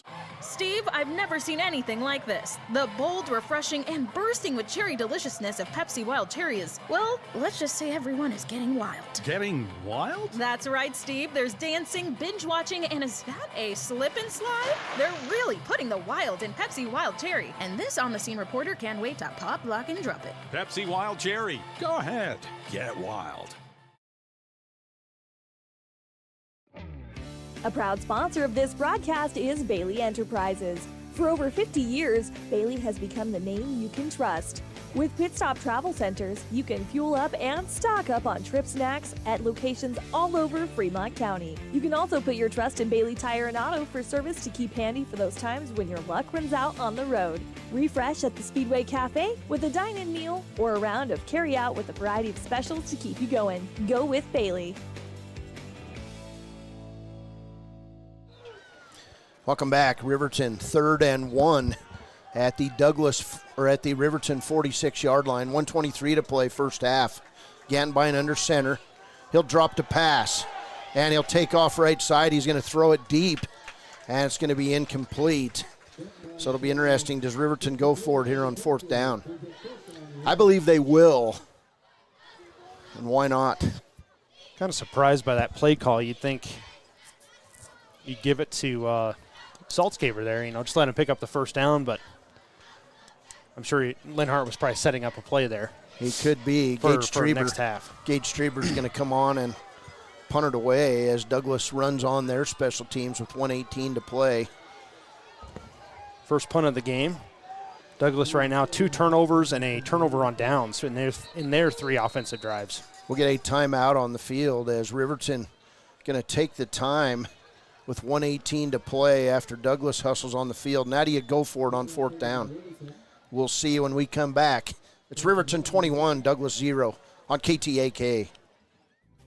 Riverton Bloedorn Lumber is proud to support youth sports. Experience the Bloedorn difference. Quality products, design, delivery, and expert service. Bloedorn Lumber, 1202 North Federal in Riverton. Bloedorn Lumber. Community Health Centers of Central Wyoming has locations across Fremont County ready to serve you at DuBois Medical Clinic, Riverton Community Health, and Lander Community Health Pediatrics. We accept all forms of insurance, including Medicaid and Medicare. Are you struggling to get medical care? Ask for their sliding fee scale. From family medicine to pediatrics, Community Health Centers are here to serve you. Call 307-463-7160 or visit chccw.org to schedule your appointment. Gage Streber back to punt with 1:18 to play for the Wolverines. And the long snap, they're looking to possibly draw Douglas offsides as Trieber sits and waits for the football. And it looks like Riverton is not going to snap the football, and they just stay resolute in their stance. Clock's running down, and we're going to get a delay of game now on Riverton. Little gamesmanship going on here by Coach Mark Linhardt. That'll move the ball back to the 41-yard line of Riverton. And now the Wolverines looking to possibly draw Douglas off sides and get a first down. And just good discipline by the Bearcats defense and special teams. I don't think I've ever seen a team do that in the punt formation before, but Trieber now waits at his own 25. Still 1:18 to play in the half. Here's the snap to Trieber, and we're going to get a false start on the Wolverines. So Riverton now back 10 yards from where they were before they took the delay. And now the Wolverines got to kick it from the 36. And Trieber now standing on his own 20. Back deep for the Bearcats is Jarrett Jones. And the kick, a good one by Trieber. Jones going to come up, make the catch. And Riverton, great tackle on the play. And who got that one? That's Daniel Clausen coming down and tripping up Jones at the 24-yard line. Great coverage by the senior lineman. Yeah, that punt of 42 yards, definitely Trieber's best punt of the season so far. Kind of a weird sequence of plays there. I mean, I don't know if it was worth giving the the free 10 yards to Douglas, because they would have started at the 15 instead of the 25. Well, if he would have kicked it that far. I think there was just some attempt to draw a guy offside, so it'll be Douglas football, 1:10 to play as they reset the clock. And it'll be Roberts in the gun. Douglas will get the ball when we open the second half. A Riverton stop here would be big. Two receivers right, two receivers left for Douglas. Roberts looking right. He'll throw it over the middle, incomplete. Coverage on that play. Excellent coverage by Braden Martin. That pass intended for Jarrett Jones. Riverton is reading that cut, that little in pass now by the Bearcats. Roberts looks for Jones almost exclusively on that play. Yeah, really impressive defense by the cornerback there, Eric Smith and Caden Arnold. Lots of movement by those wide receivers, switching in and out. It's good job by the players to follow their man. 2nd and 10 for Riverton. Roberts in the gun, 1:06 to play. Still plenty of time. Here's going to be a little draw play to Douglas, and Riverton coming on, making that hit is Braden Martin. Also Caden Arnold, Dane Cox on the defense.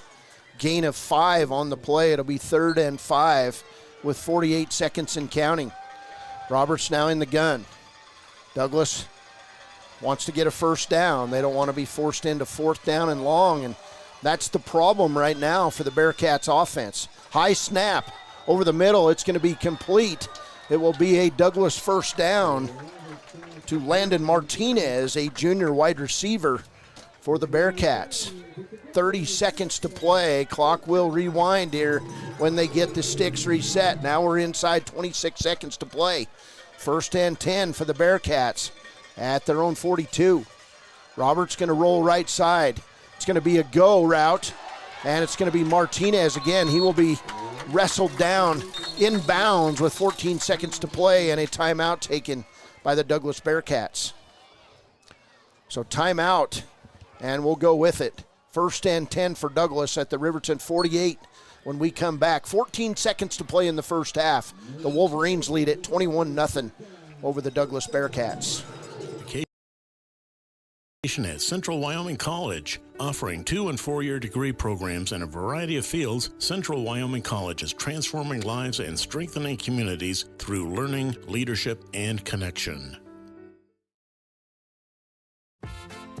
Dos Salitos is proud to support Fremont County sports teams. Enjoy bold Mexican flavors that'll have your taste buds shouting, "Olé!" Follow them on Facebook, Instagram, and TikTok for updates on events and food truck locations. You need an oil change, but you don't have a lot of time. Expressway Lubes on South Federal in Riverton and Highway 789 in Lander provide a fast, professional lube oil and filter change. Expressway Lubes, locally owned and proud to support our local student athletes.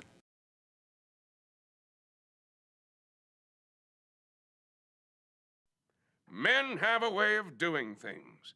A man has his way of eating, of exercising, of keeping his hands warm, and of straightening up.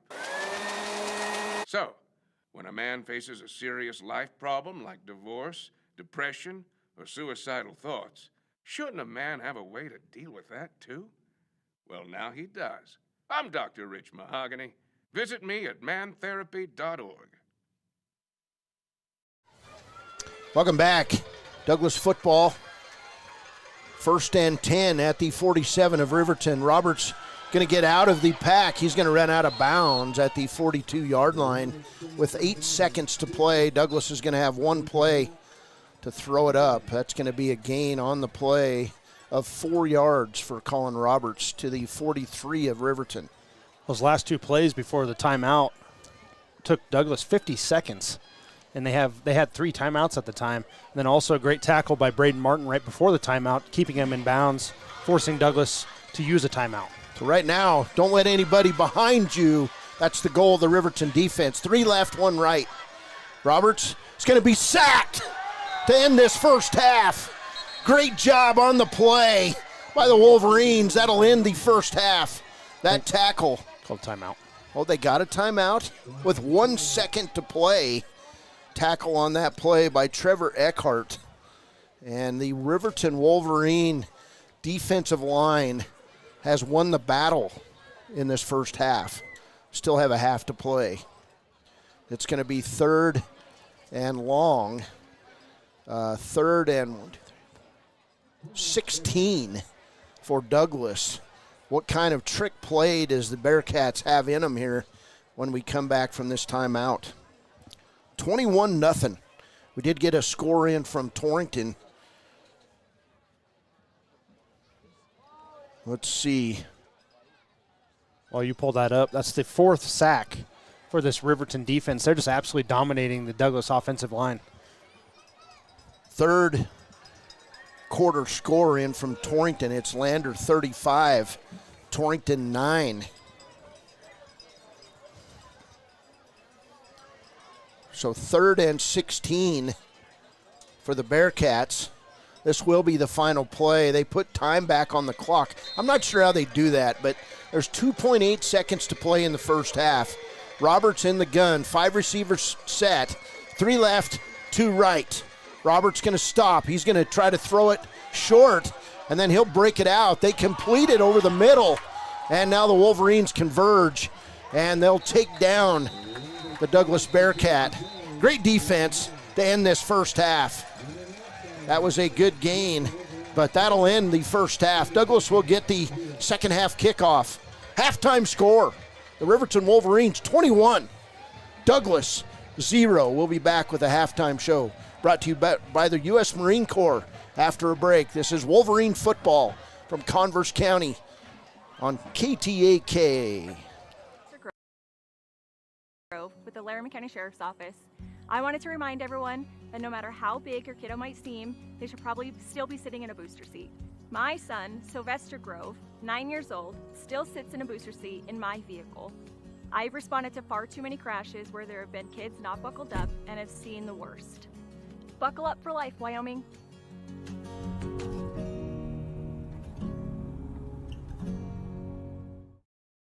B&M Septic and Excavation offers prompt professional service. Call them today for a quote at 850-2200.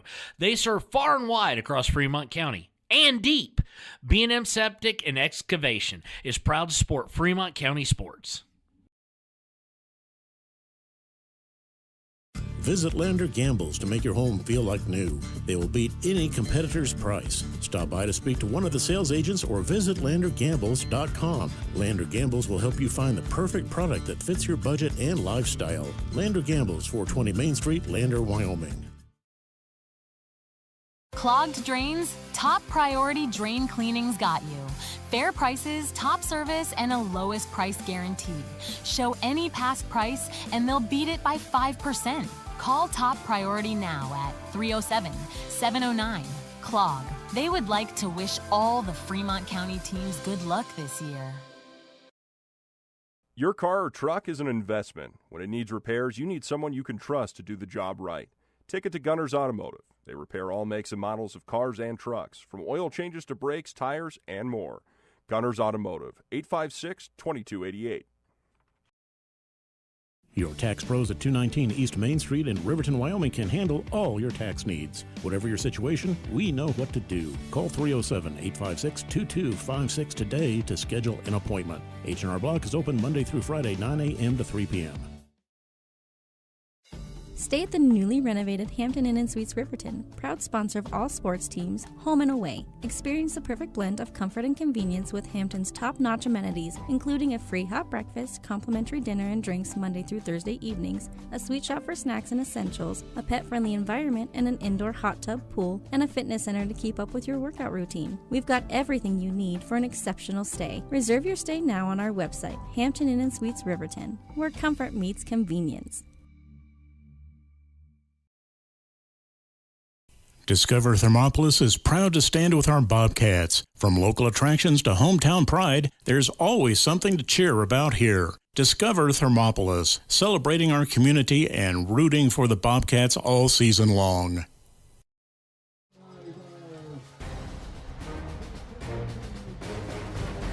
Welcome as we've got the marching Bearcats on the field. I love their hats. They've got the big blue feather. And we've got halftime stats. Riverton 21, Douglas 0 here in Converse County. Here's Baylor. Yeah, first for the Douglas Bearcats. They still move the ball even despite two total turnovers and a turnover on downs. They amassed 223 yards of offense in this one, 170 through the air and 53 on the ground for the Douglas Bearcats. Individually, Colin Roberts was 12 of 19 for 170 yards. He did get sacked 4 times in that first half, and he had 2 fumbles. One was a strip sack and one was a botched snap, both ending decent drives for the Douglas Bearcats, and then Riverton went down and scored and has given them the 3-score cushion here. Let's see, rushing-wise, Douglas 17 carries for 53 yards as a team. Milo Oria, 7 carries for 24 yards, and Colin Roberts, 8 carries for 23 yards for him. And then receiving-wise, Jarrett Jones, 5 catches for 63 yards, and Owen Meyer, 4 catches for 70 yards. Both those players obviously key for their offensive attack. Douglas right now 6 penalties for 39 yards. They had those 2 fumbles I just covered that Riverton recovered. They were 3 of 6 on third down, 1 of 2 on they're actually 3 of 7 on third down. They had a third down there at the end of the half, and then they're also 1 of 2 on fourth down conversions. For the Riverton Wolverines, they had 198 total yards in this one, 97 through the air and 101 on the ground, and largely haven't needed the air attack in this one so far. Individually, Blake Gantenbein, 5 of 8 in that first half for 78 yards. Gage Treber, he had 1 pass on that reverse pass. It was 19 yards and a touchdown to Eric Smith towards the end of the second quarter there. Receiving-wise, Gage Treber, 1 catch for 8 yards. Clay Sheets, 1 catch for 9 yards. Dane Cox, 1 catch for 13 yards. Peyton Larson, 1 catch for 30 yards. And Eric Smith, 2 catches in this one for 37 yards and that touchdown. On the ground, Blake Gantenbein had 2 carries for 7 yards. And Hunter Saltzgaver having another good game, 17 carries for 94 yards. That's a 5.5-yard average. And he had 2 touchdowns. Let's see, Riverton, no turnovers in that first half. They had 1 punt of 42 yards. 3 penalties, much better penalty-wise than the last game. They only had 3 penalties there for 12 yards. They were 4 of 6 on third down and 1 of 1 on fourth down conversions. All right, those are your first half stats. When we come back, we'll get scores from around Wyoming. This is the Halftime Show brought to you by the U.S. Marine Corps on KTAK.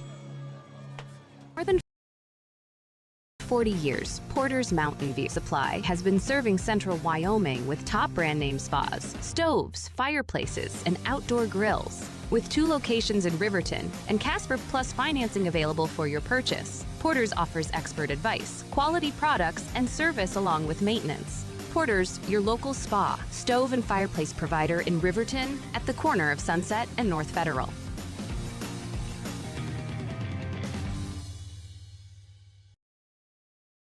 High Plains Power is a Touchstone Energy cooperative. What does that mean for you as a Rural Electric Association member? It all comes down to 7 principles: open membership, one voice, one vote, member benefits, independence, education, cooperation, and community. To understand how it all works, we're headed back in time. In 1879, electricity was in major cities, but rural areas were out of luck. In 1935, President FDR made it possible for companies to build power lines to unserved areas. By the time we hit 1941, some 400 electric co-ops had been organized to serve rural America, just like High Plains Power. For more information, visit highplainspower.org. Head to Nana's Bowling and Bakery in DuBois for Family Fun Night. Now booking parties for all ages and occasions. To reserve your company, family, or birthday party, call 455-3660. Nana's Bowling and Bakery is proud to support Fremont County student athletes. Shoshone Rose Casino and Hotel is proud to support youth sports in Fremont County. Enjoy a meal at the Deca Gai He restaurant. Deca Gai He is Shoshone for the eating house. Open daily from 7:30 a.m. until 9 p.m. Try a weekend getaway with the family in one of their comfortable, pet-friendly guest rooms and enjoy the heated swimming pool. Book online at ShoshoneRose.com. And remember to support Fremont County youth sports. Go team!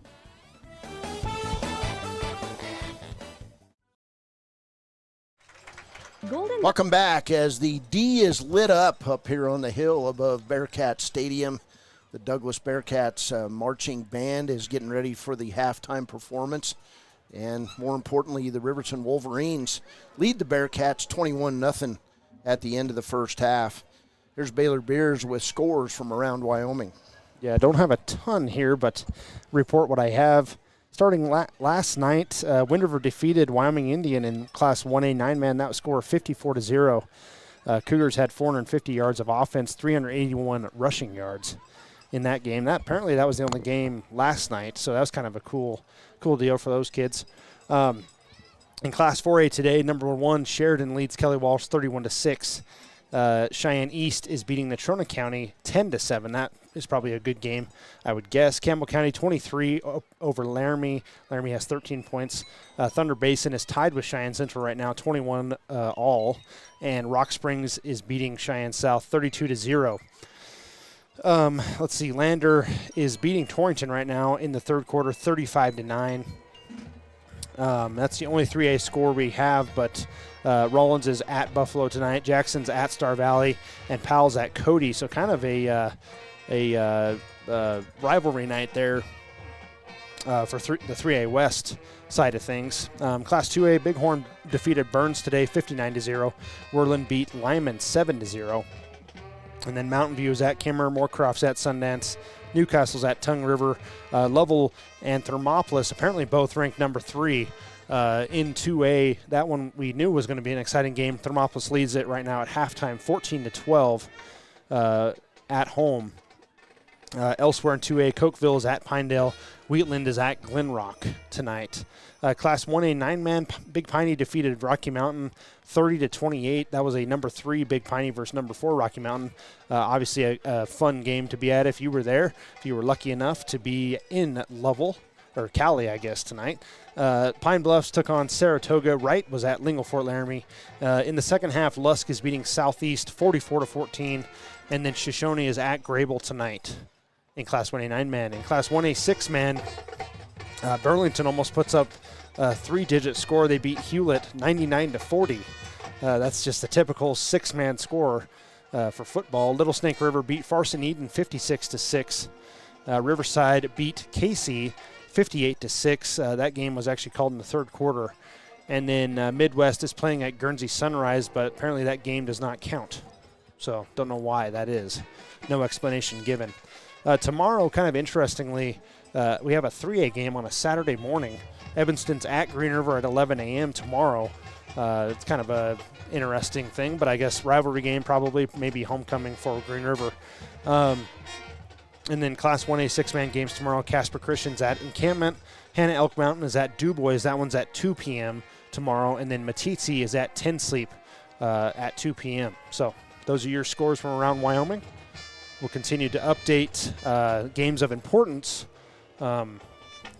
as this game goes along, as this game progresses. Right now, we're going to take a break here on 93.9 KTAK. We'll be back with a scoring summary of the first half. Riverton right now in the lead, 21-0 over the Douglas Bearcats. A big first half by the Wolverines, hoping to continue in the second half. We'll be right back here on the home of the Riverton Wolverines, KTAK. Knows that sports bring our community together, from Friday night lights to weekend tournaments.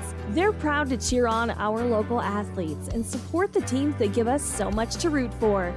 At 407 East Main, you'll find something special for everyone. Timeless pieces, unique gifts, and a selection worth exploring. Stop in, discover the perfect treasure, and know you're supporting a business that supports local sports, where community and sparkle shine side by side. Call 307-857-2789 today. Hot Springs Pharmacy is proud to cheer on our hometown Bobcats. Whether it's game night or school night, we've got the prescriptions, health essentials, and friendly service you can count on. Hot Springs Pharmacy, your local team, your local pharmacy. Let's have a big cheer for our hometown team. I'm Winslow Friday, Director of the Wind River Intertribal Council Department of Transportation. It makes me and my crew happy when you buckle up. It just might save your life. I'm gonna get us home. Buckle up for life, Wyoming! Since 1964, Valley Lumber and Supply has been more than a hometown hardware store. They've been family. From weekend projects to big builds, they've got you covered with free delivery and a team that cares. They're proud supporters of our local sports teams. Visit valleylumbersupply.com, where hometown pride builds strong projects. Living well isn't just about things. It's about the things that matter. Your family, your friends, and your health. For decades, Sage West Healthcare has been committed to improving the health and care of our communities.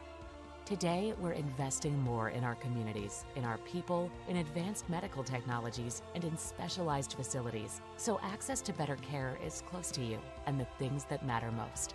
Sage West Healthcare. Be well, live well. That's why we're here. Arapaho First is proud to support all Fremont County athletes. Just like the hard work you put into every game, we're here for tribal and non-tribal members alike. Wishing every athlete a season of strength and success. Call 307-463-4185 to discover what Arapaho First can do for you. Grand Altitude Federal Credit Union is more than a place to bank. It's a partner in every financial journey. From checking and savings to auto loans and mortgages, they give members the tools to move forward. Known for local service and decisions made right here in Wyoming, their team offers trusted guidance every step of the way. Proud supporters of all Wyoming sports teams, they're as committed to the community as they are to their members. Grand Altitude Federal Credit Union. Your money, your goals, your altitude. Warm Valley Health in Fort Washakie is a full-service medical provider. With integrated care teams, you're always able to reach someone in your medical team. Warm Valley Health provides primary care, nephrology, podiatry, optometry, pharmaceutical, along with other services. New to Warm Valley is pediatrics and OB care. Walk-ins are welcome. That's Warm Valley Health, located at 29 Black Coal Drive in Fort Washakie. Call today, 307-332-7300. Down! Set! Midway! Midway! Midway! Come to Midway Auto and RV and score big when buying a car, truck, or SUV. Every vehicle goes through a 100-point inspection, and every vehicle comes with a warranty. Our Super Bowl is giving our customers the friendliest service, the easiest buying process, and the best deal possible. Treat Midway like the home team. We always make the best play for our customers. Come experience the Midway difference, where you're not just a customer, you're part of the Midway family. Why should your new floor come from Carpet One? Because we're passionate about the spaces our neighbors call home. We're part of your community, and we're also part of the world's largest cooperative of independently owned and operated flooring stores. So you can be sure you'll get great selection and outstanding value with every installation. Whether it's carpet, hardwood, tile, or luxury vinyl, our experts take the guesswork out of choosing the right floor. We're your local Carpet One Floor and Home, the one store for your perfect floor.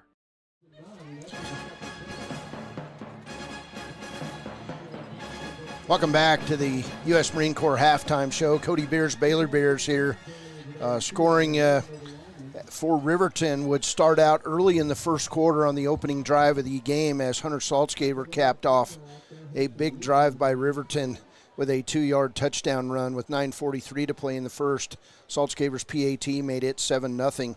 It was 7-0 after a quarter when Hunter Saltzgaber rushed 8 yards for a touchdown with 10:15 to play in the first half.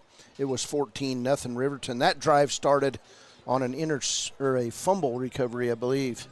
And then later in the second quarter, Riverton facing a 3rd and long from deep in Douglas territory. It was Blake Gantenbein handing off to Gage Treber, who then rolled around the right side and hit Eric Smith on a 19-yard single reverse pass. Saltzgaber's PAT with 4:01 to play in the first half gave Riverton a 21-0 lead.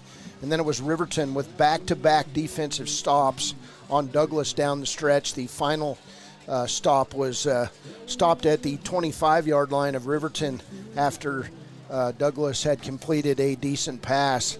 The Riverton defense has been good all night. They've held Douglas 3 times on 4th down in this ball game. At the half, it's Riverton 21, Douglas 0. When we come back, it'll be the kickoff, and it'll be Douglas football to open this second half. The Riverton Wolverines entering the field here at Bearcat Stadium, and we'll be back with the second half of play on KTAK. A people, an idea, for right and freedom, for liberty and justice for all. For every square inch between fruited plains and spacious skies. Marines fight to win. See all the battles Marines fight to win at marines.com. And we interrupt you with breaking news live from the Pepsi Wild Cherry aisle. Carol, can you hear us? Steve, I've never seen anything like this. The bold, refreshing, and bursting with cherry deliciousness of Pepsi Wild Cherry is, well, let's just say everyone is getting wild. Getting wild? That's right, Steve. There's dancing, binge-watching, and is that a slip and slide? They're really putting the wild in Pepsi Wild Cherry, and this on-the-scene reporter can't wait to pop, lock, and drop it. Pepsi Wild Cherry. Go ahead. Get wild. A proud sponsor of this broadcast is Bailey Enterprises. For over 50 years, Bailey has become the name you can trust. With Pit Stop Travel Centers, you can fuel up and stock up on trip snacks at locations all over Fremont County. You can also put your trust in Bailey Tire and Auto for service to keep handy for those times when your luck runs out on the road. Refresh at the Speedway Cafe with a dine-in meal or a round of carry-out with a variety of specials to keep you going. Go with Bailey.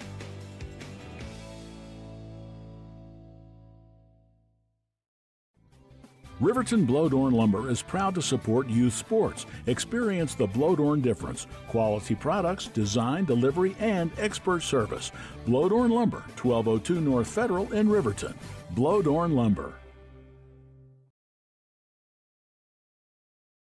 Community Health Centers of Central Wyoming has locations across Fremont County ready to serve you at DuBois Medical Clinic, Riverton Community Health, and Lander Community Health Pediatrics. We accept all forms of insurance, including Medicaid and Medicare. Are you struggling to get medical care? Ask for their sliding fee scale. From family medicine to pediatrics, Community Health Centers are here to serve you. Call 307-463-7160 or visit chccw.org to schedule your appointment. Take the next step in higher education at Central Wyoming College. Offering 2- and 4-year degree programs in a variety of fields, Central Wyoming College is transforming lives and strengthening communities through learning, leadership, and connection. Dos Salitos is proud to support Fremont County sports teams. Enjoy bold Mexican flavors that'll have your taste buds shouting, "Olé!" Follow them on Facebook, Instagram, and TikTok for updates on events and food truck locations. You need an oil change, but you don't have a lot of time. Expressway Lubes on South Federal in Riverton and Highway 789 in Lander provide a fast, professional lube, oil, and filter change. Expressway Lubes, locally owned and proud to support our local student athletes.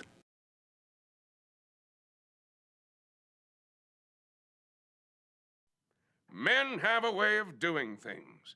A man has his way of eating, of exercising, of keeping his hands warm, and of straightening up.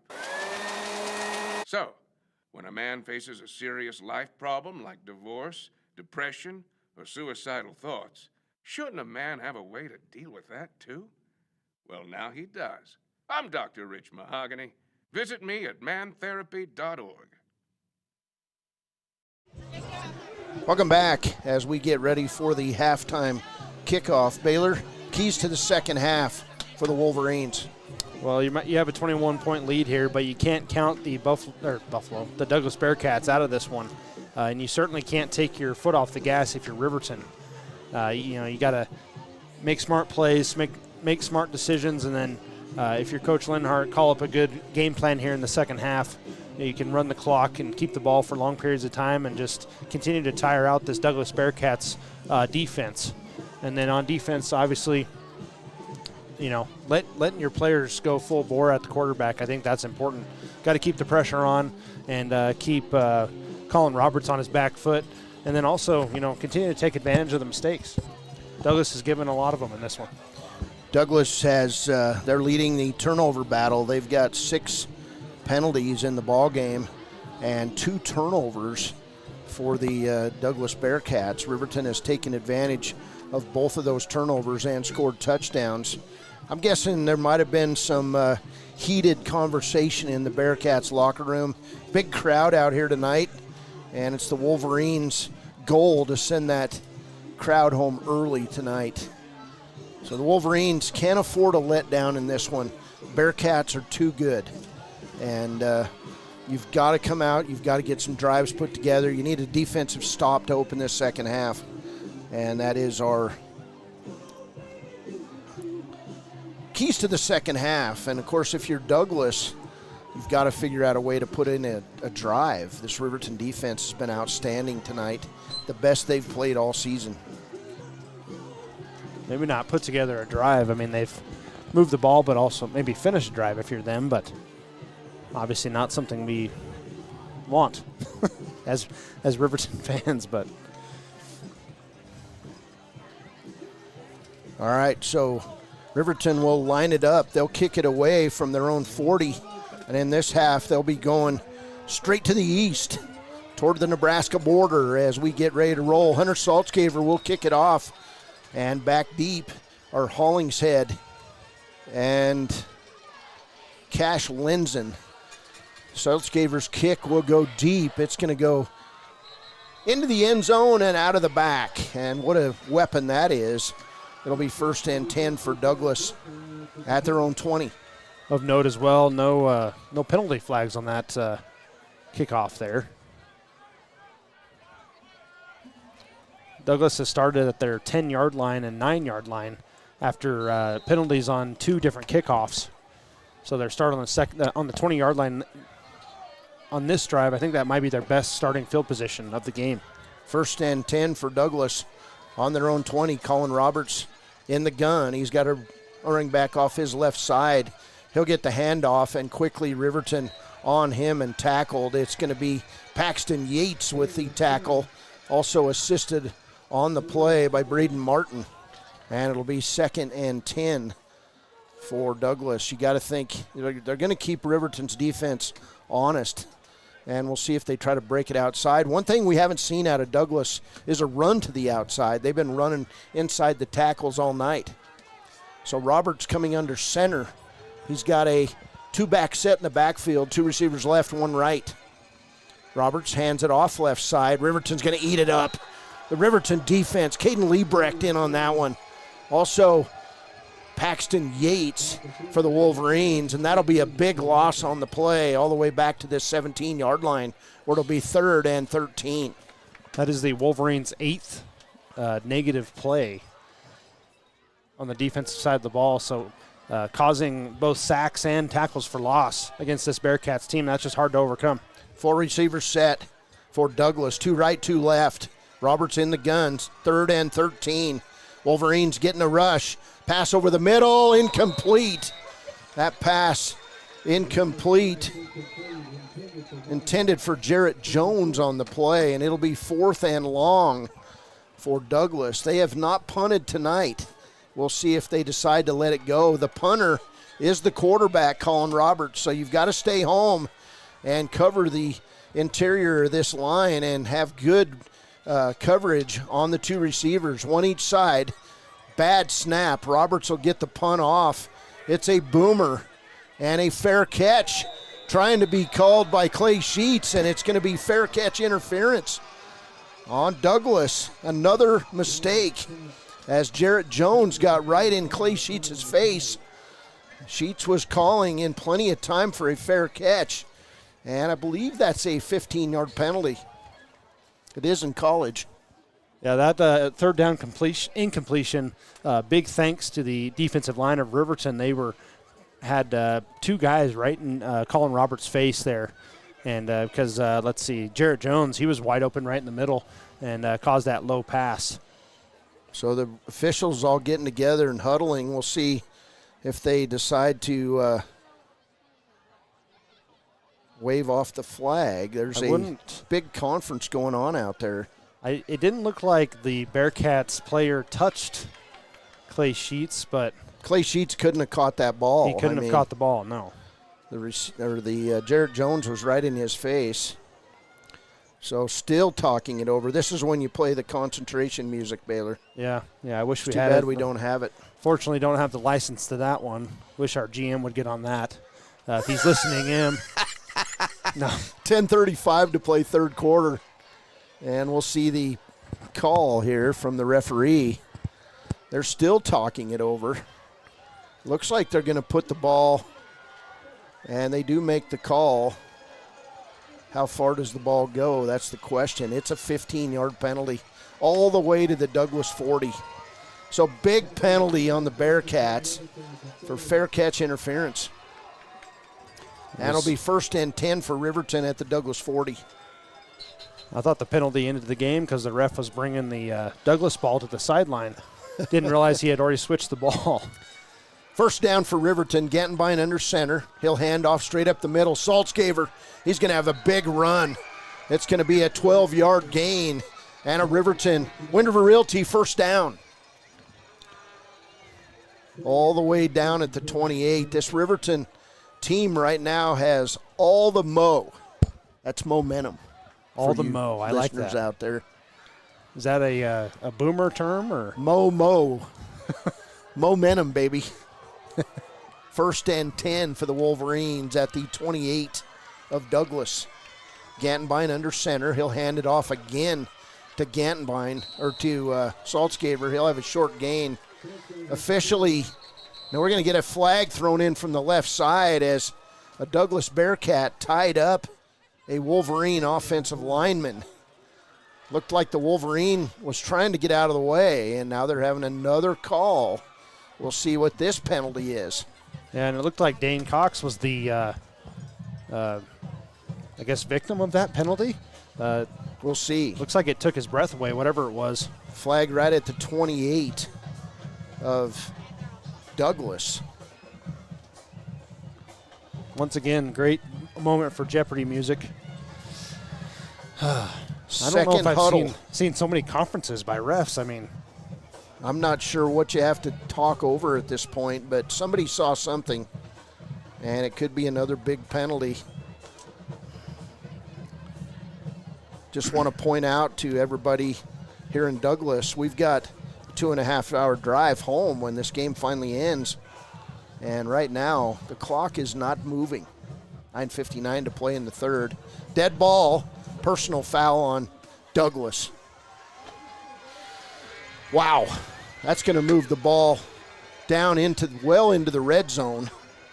And that's 2 15-yard penalties. The fair catch interference play, and now a dead ball personal foul call on the Bearcats.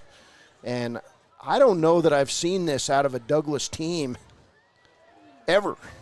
just the lack of discipline on this squad. It takes the ball all the way down to the Douglas 14, where it'll be first down and 10 for the Wolverines. That one a Wind River Realty first down as well. 9:59 to play. Here's Saltzgaver left side.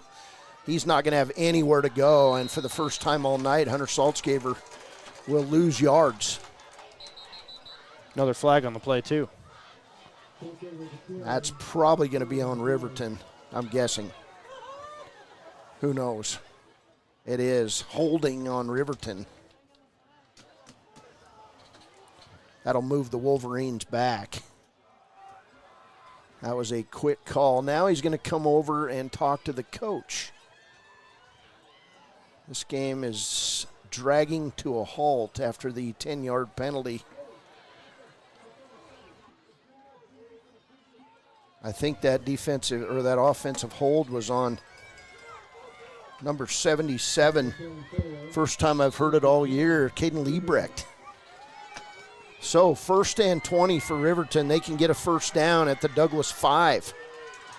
Gattenbein's going to roll right. Dane Cox was open. A little wheel route. Hunter Saltzgaver, Riverton touchdown. What a play. That's going to go all the way. 24 yards for a Wolverine touchdown. That's that same wheel route we saw a couple games ago, Baylor. Dane Cox was open over the middle. Everybody ran toward him. Nobody was with Hunter Saltzgaver on the Riverton sideline, and it's a Riverton touchdown. Almost like the play we saw in the Broncos game this last weekend. You know, you go student body right, but then there's that guy who trickles out behind, and he's just wide open, and, of course, Saltzgaver's fast enough to put that in the end zone. Saltzgaver's PAT barely makes it through, but it's good. Saltzgaver a perfect, now 20 out of 20 on the year with his point-after touchdown kicks. Is there a better kicker in Wyoming? And right now, Riverton's feeling it.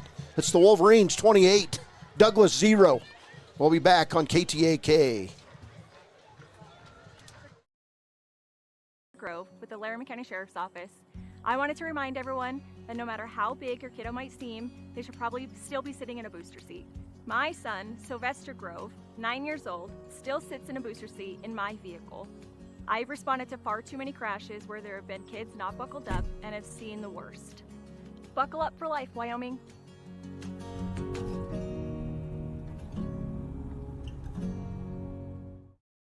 B&M Septic and Excavation offers prompt professional service. Call them today for a quote at 850-2200. They serve far and wide across Fremont County and deep. B&M Septic and Excavation is proud to support Fremont County sports.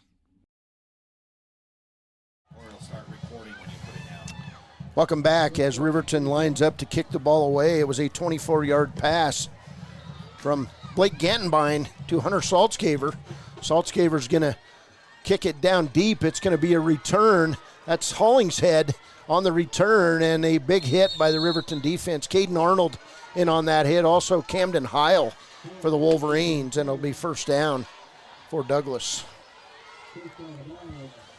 Peyton Larson was out there talking to a Douglas Bearcat, and then they both patted each other on the back and ran the opposite direction.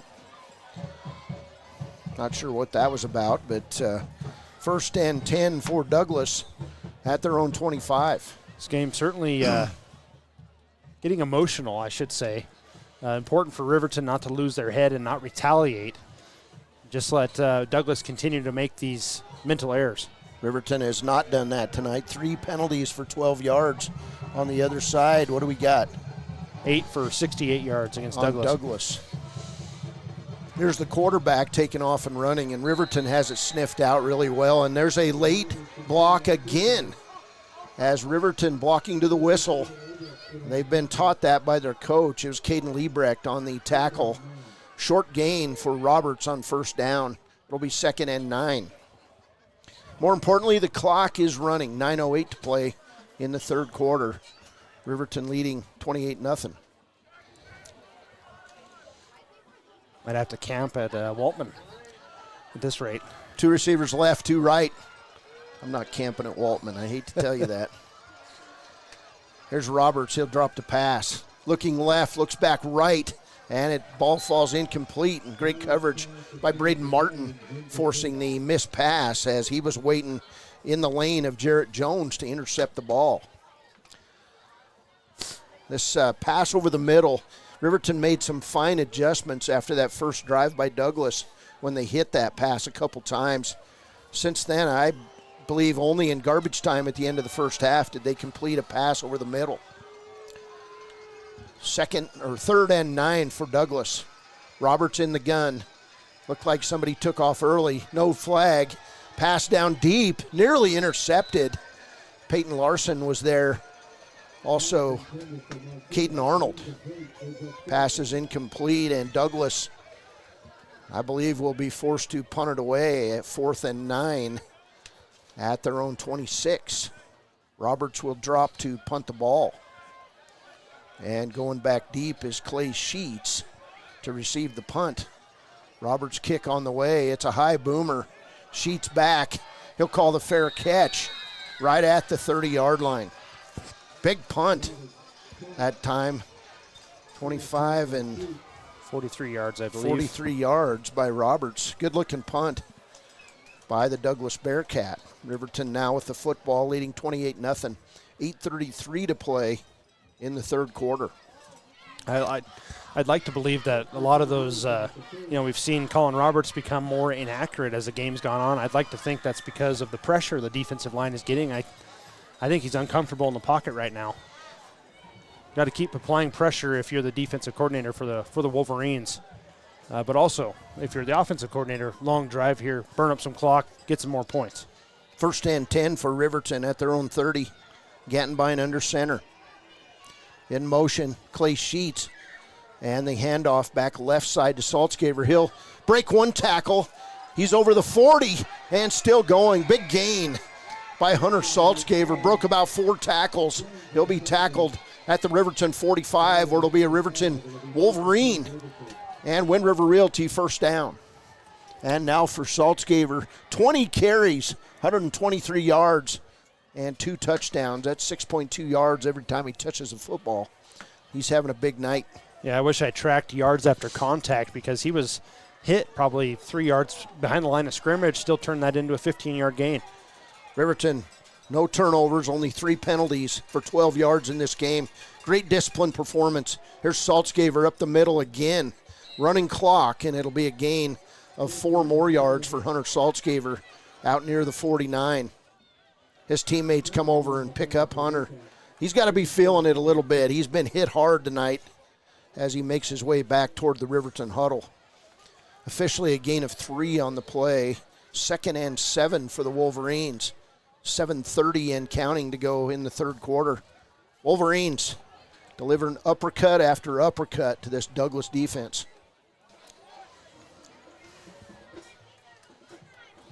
Gantenbein under center. 2 receivers left for Riverton. Dane Cox in motion from tight end. Handoff, left side to Saltzgaver. He's going to be over the 50 now, down into Douglas territory. And a decent run of 4 yards on 3rd down, or on 2nd down. It'll be 3rd now for Riverton.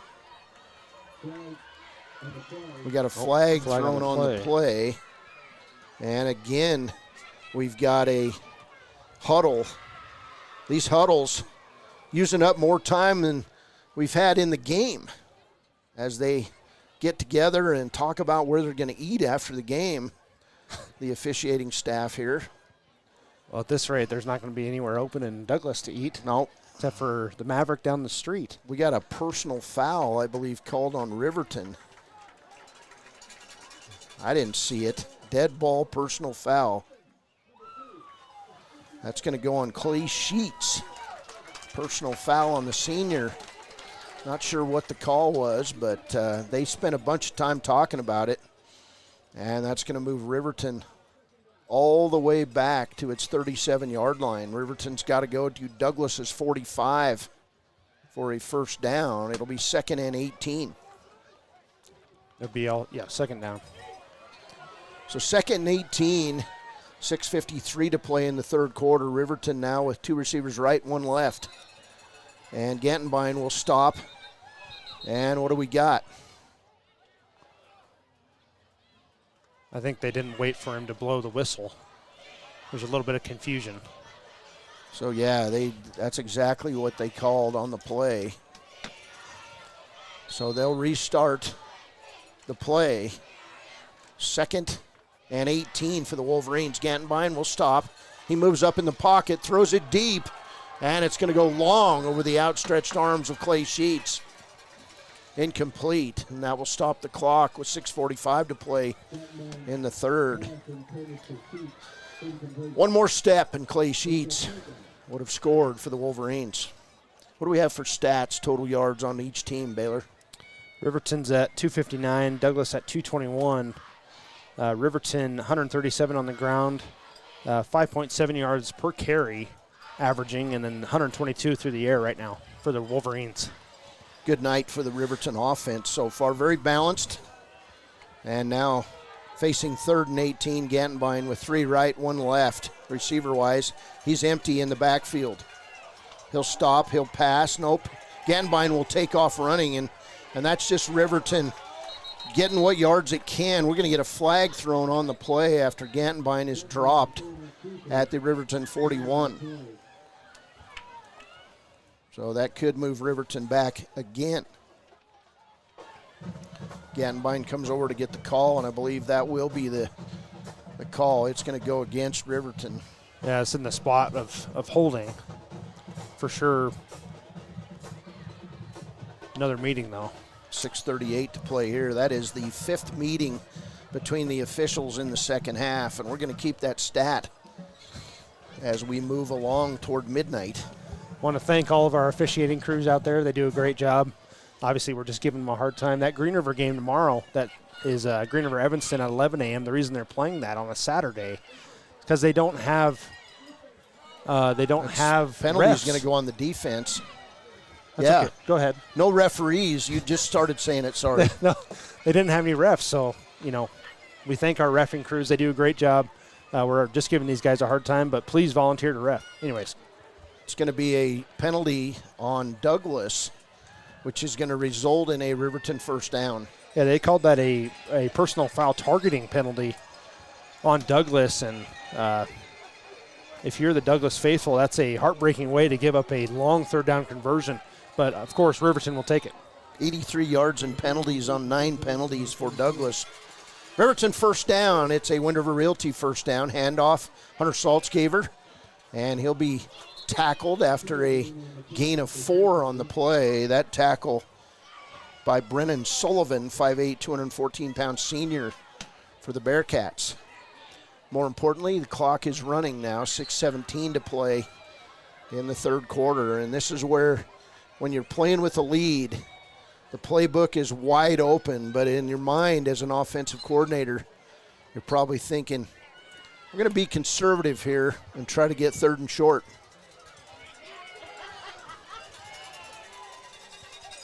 Well, especially in this game, you can keep the clock moving if you try a short run or something like that. 2nd and 6 for Riverton. Gantenbein hands up the middle to Saltzgaver, and Saltzgaver down to about the 35-yard line where it'll be 3rd and 1 for the Wolverines. 5:36 and counting. Gain of 5. Now Saltzgaver 139 yards on 24 carries. And 2 touchdowns for Riverton. Yeah, safe to say the seniors having a night, Baylor. Absolutely. Riverton ran 37 plays so far in this one. 24 of those have gone on the ground to Saltzgaver, and he has 1 catch as well. So obviously a huge part of this offense. 3rd and 1 for Riverton. Gantenbein hands off to Saltzgaver. It'll be a Riverton first down. He'll have a gain all the way down inside the 30 to the 27-yard line, where it'll be a Riverton Wind River Realty first down at the 28 of Douglas. Yeah, another huge stat. Riverton 6 of 8 on 3rd down now. I mean, you have, especially when you're up by 28, you want to have long drives, and you do that by converting 3rd downs. Riverton this year has just been fantastic at doing that. 1st and 10 for the Wolverines. Big, heavy set on the left side for Riverton. Handoff, Saltzgaver. He'll cut to the left side. And he'll gain about 3 yards, or it'll be 2nd and 7 at the 26 of Douglas. This is a huge drive, and I'm not sure how many plays we're into it right now, but we've got to be getting up around 10-play drive for Riverton. 4:17 to play in the third. Riverton has just eaten up this whole quarter on offense. Yeah, I believe this drive started around the 8-minute mark, 8.5-minute mark. Already 4.5, we're down 4 minutes now on the clock, so you can at least 4.5 minutes. Yeah, you can sum it up for the Bearcats. 2 punts. Riverton's been out there for most of the third quarter on offense. Here's Gantenbein. He'll hand off to Saltzgaver right side. Down over the 20, inside near the 15, where it'll be another Riverton first down, and a Wind River Realty first down for the Wolverines. Saltzgaver, the workhorse tonight for Riverton. Riverton's going to be back home next week. The Buffalo Bison will come calling. And we'll try to get some scores from around Wyoming. We did get a final in from Torrington, and I believe it was Lander 42, Torrington 16. So Lander improves to 4-0 on the season. Riverton looking to improve to 4-1 tonight. More importantly, 1-0 in conference play. Here's Gantenbein. They're running clock now. 3:13 to play. He'll wait. And now under center. Gantenbein hands off right side to Saltzgaver. Douglas does not have an answer. Saltzgaver now inside the 10 and down close to another first down. He'll be tackled right at the 10-yard line, where it'll be 3rd down and 2, I believe. 2nd down and 2. 2nd and 2. Big gain, 8 yards by Saltzgaver on the play. Yeah, and Saltzgaver hasn't really been out of the game, and finally he just took a little rest. So I think it's well earned, and of course Braden Martin in there now, and that's not much of a drop off if you're the Riverton offense. He's a load, the junior. Gantenbein under center. He'll hand off left side to Braden Martin, and that time Martin just fights, and he'll get inside the 10. It'll be a short game, but more importantly, it keeps the clock running. And now it'll be 3rd and a short 1 for Riverton. Guess who's coming back in the game? The workhorse. They call him Hunter at home. He's Hunter Saltzgaver. They do indeed call him Hunter, yes. I've had some wonderful conversations with his family. They're very proud of the young man. He's got a chance to play college Division I soccer. We'll see if he does. He'd be a great college football kicker if he wanted to be. And truly just a gifted athlete all around. 3rd and a short yard. Dane Cox in motion. And it'll be Gantenbein back to pass in the end zone, incomplete. And now Gantenbein quickly over to the sidelines. I think that was just a setup. If he's open, you throw it there. If he's not, you throw it out of the back of the end zone, and that's exactly what the senior did. Well, it's such a good play fake, too. Gantenbein held that ball right by his right thigh, and the whole Douglas defense, except for the 2 safeties, they thought Saltzgaver had it, and they were going for him. And honestly, without those 2 safeties of Douglas, Clay Sheets would have been wide open in the end zone. Wisely thrown away by Blake Gantenbein. No effect, but now got to pick up this 4th down. Gantenbein, just one of those smart cookies. I mean, that guy plays every sport, and you can see the leadership qualities he has as a senior athlete. Here's Gantenbein. Cox in motion. 2 receivers left for Riverton. Gantenbein will come left. He'll pitch it on 4th down, and it's going to be enough. And I believe it's going to be right at the first down marker. We'll see if it is a 1st and goal for Riverton. They mark it right at the 9. And they're going to do a measurement. Okay, well, here we go. Is Riverton's drive going to stay alive? Kind of looked like Saltzgaver jumped across the line from up here, but they marked him down, at least within a half yard of the down marker. It's going to be close. 2nd measurement we've had. And they'll stretch it out. And it's going to be right on the football. Bearcats are going to hold. Now they've got to get in and look at it. It's an inch short. Douglas football. Well, the win there for the Wolverines was taking a whole bunch of time off the clock. There's 1:23 to play in the third. It'll be 1st and 10 for Douglas after holding Riverton out. And you know that's just fine because you're in the game of running clock. It'll be 1st and 10 at the 9. Now, I think they should come out and measure where they marked it. That's typically what they do, but obviously they didn't do that. But I don't know, that was up there with the Gene Steratore index card, sticking it between the football and the sticks. And as my wife Robin says, Gene, the mean machine is in the game. Wow. So Douglas holds Riverton. Riverton leads 28-0 with 1:23 to play in the third. It'll be Roberts in the gun. He'll drop to pass. It's going to be a little screen pass over the middle. Riverton will bottle up. And great pursuit by the Riverton defense, led by Caden Arnold. That pass was complete to Jarrett Jones. And it'll be a gain of 4 on the play. More importantly, the clock will keep moving. 1 minute to play in the third quarter. I don't know why you're worried about what time we get home. I'm pretty sure I'm driving home and you're probably going to be snoring in the passenger seat. That's what I love about my son. 50 seconds to play in the third. Thanks for telling the whole town. Here's a pitch outside, and it's going to be a big run for the big man from Douglas out over the 30, where he'll be wrestled down at about the 34 with 37.4 seconds to play. It's a big gain. You were talking earlier about Milo Oria on the run.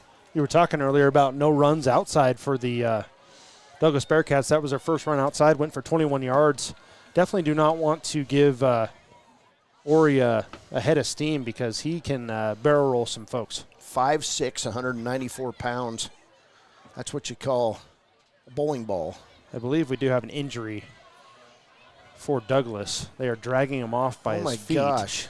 Yeah, they're dragging him on his back. Must be a cramp, I would guess. Hopefully, anyways. It's like number 70 for Douglas. I don't think I've ever seen anybody get drug off by two coaches holding on to each foot and dragging Triton Patterson off the field, 6'3", 248-pound lineman.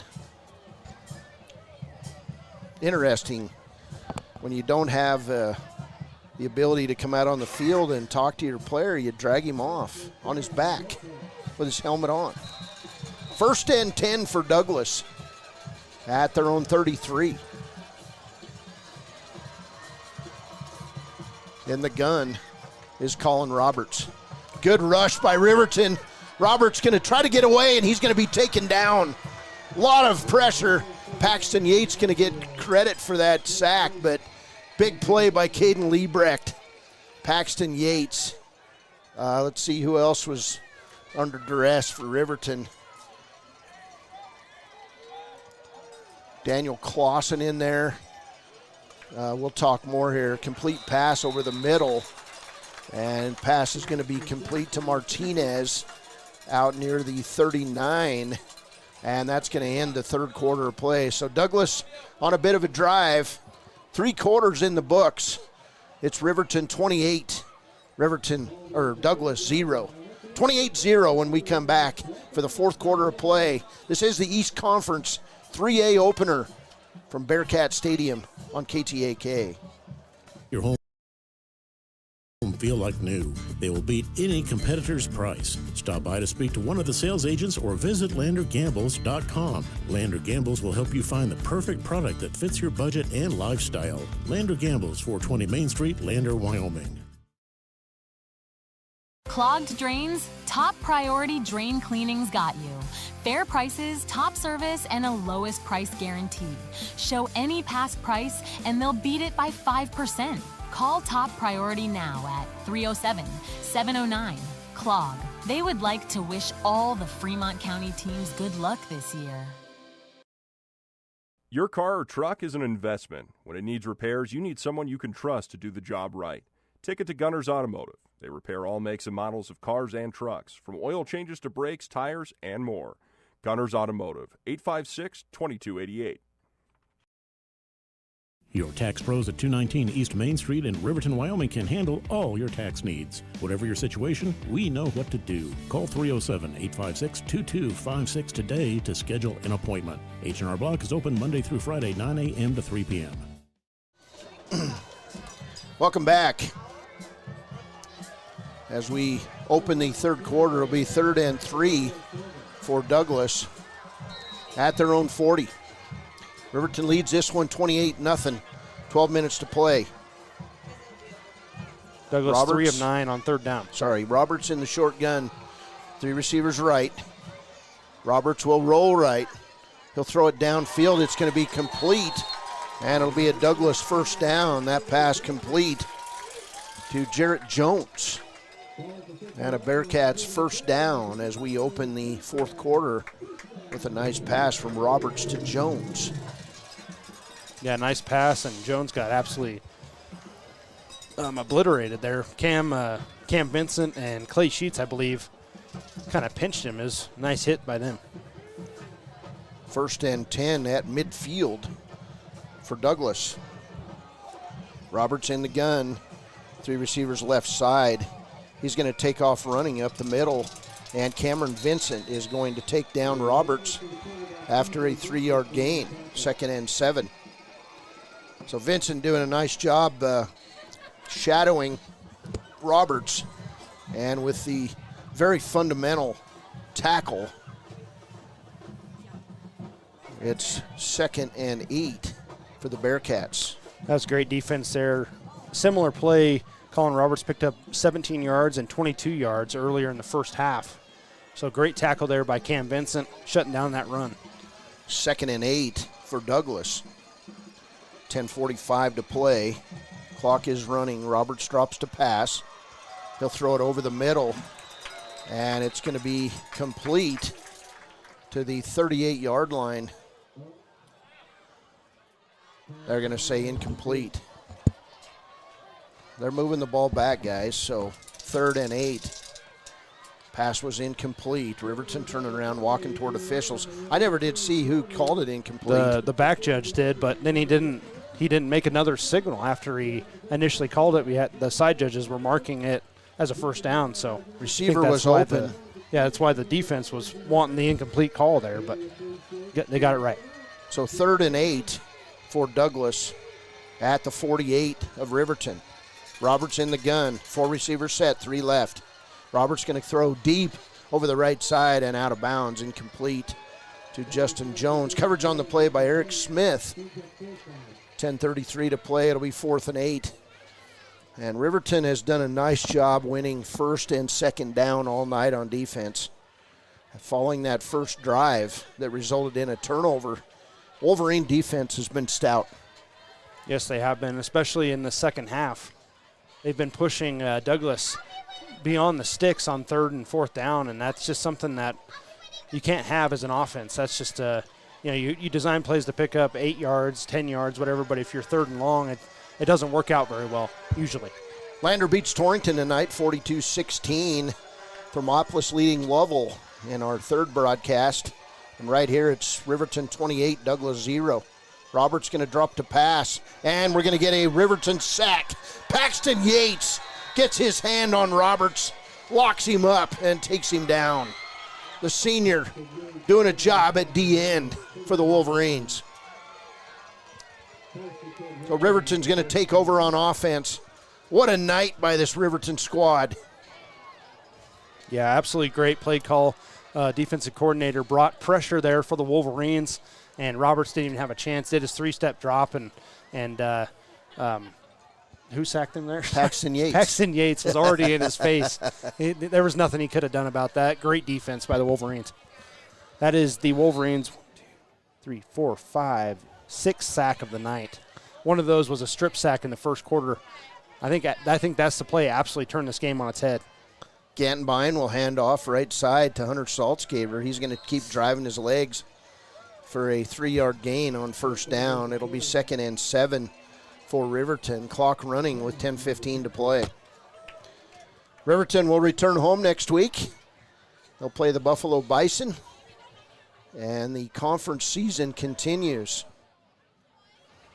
Still a lot of work to do in this one. Crowd is starting to file out from Bearcat Stadium. It's something you don't see generally is a loss here at Douglas for the home team. Yeah, still some time left. You know, you don't want to count your chickens before they hatch, but no way. Want to make this want to make this a long drive here if you're Riverton. Riverton nearly runs its play clock to 0. Riverton coach Mark Linhardt takes a timeout. We'll go with it. 9:39 to play. Riverton 28, Douglas 0 on KTAK. Hampton Inn and Suites Riverton, proud sponsor of all sports teams, home and away. Experience the perfect blend of comfort and convenience with Hampton's top-notch amenities, including a free hot breakfast, complimentary dinner and drinks Monday through Thursday evenings, a sweet shop for snacks and essentials, a pet-friendly environment and an indoor hot tub pool, and a fitness center to keep up with your workout routine. We've got everything you need for an exceptional stay. Reserve your stay now on our website, Hampton Inn and Suites Riverton, where comfort meets convenience. Discover Thermopoulos is proud to stand with our Bobcats. From local attractions to hometown pride, there's always something to cheer about here. Discover Thermopoulos, celebrating our community and rooting for the Bobcats all season long. Welcome back. 2nd and 7 for the Wolverines. 9:39 to play. Gantenbein under center. Calling out plays, Blake Gantenbein. What a leader. 6'7". 6'7". Couple Bronco Peyton Manning fans just ran by us and offered up some advice. Here's Gantenbein. He'll hand to Saltzgaber. And Hunter going to gain about 2 yards on the play. It'll be 3rd and 5 for the Wolverines. Cars leaving across the way. 9:24 to play. Senior night activities here in the home opener. Also, homecoming royalty announced. It was senior night for the Douglas High School band. Excellent band here in Douglas. Love the hats. Big blue feathers coming out of them. 3rd and 5 for Riverton. Running clock. We've just went inside 9 minutes to play. Gantenbein drops into the shotgun. Low snap. Blake going to throw it out left side. It'll go over Clay Sheets. Incomplete. Coverage on the play for Douglas by Karsten Moore, a 6-foot senior for Douglas. And I believe Riverton going to come on and punt it away as Gage Treber steps back. He'll take the snap at about midfield. Actually at his own 46. So Riverton letting the clock, actually it will not run after the incomplete pass. 8:51 to play. Long snap, good one. Treber's punt. Right down, and it's going to go out of bounds, I believe. We'll see if it went out before the end zone. Are they going to mark it? They are going to mark it. Great punt by Treber. And they'll mark it down at the 6-yard line. What a punt by the senior. Pins Douglas deep with 8:44 to play.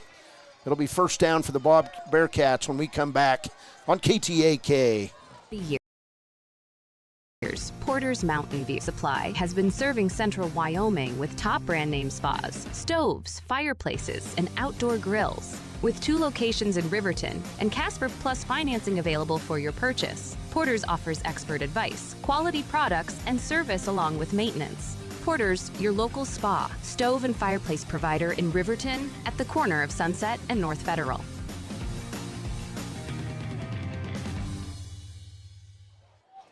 Colin Roberts in the gun from his own 6-yard line. He'll get the handoff left side. And Caden Liebrecht will take him down right at the 10 for a gain of 4. It'll be 2nd and 6. That was Roberts on the run there? It was, the quarterback. This Riverton front has just been outstanding all night long for the defense.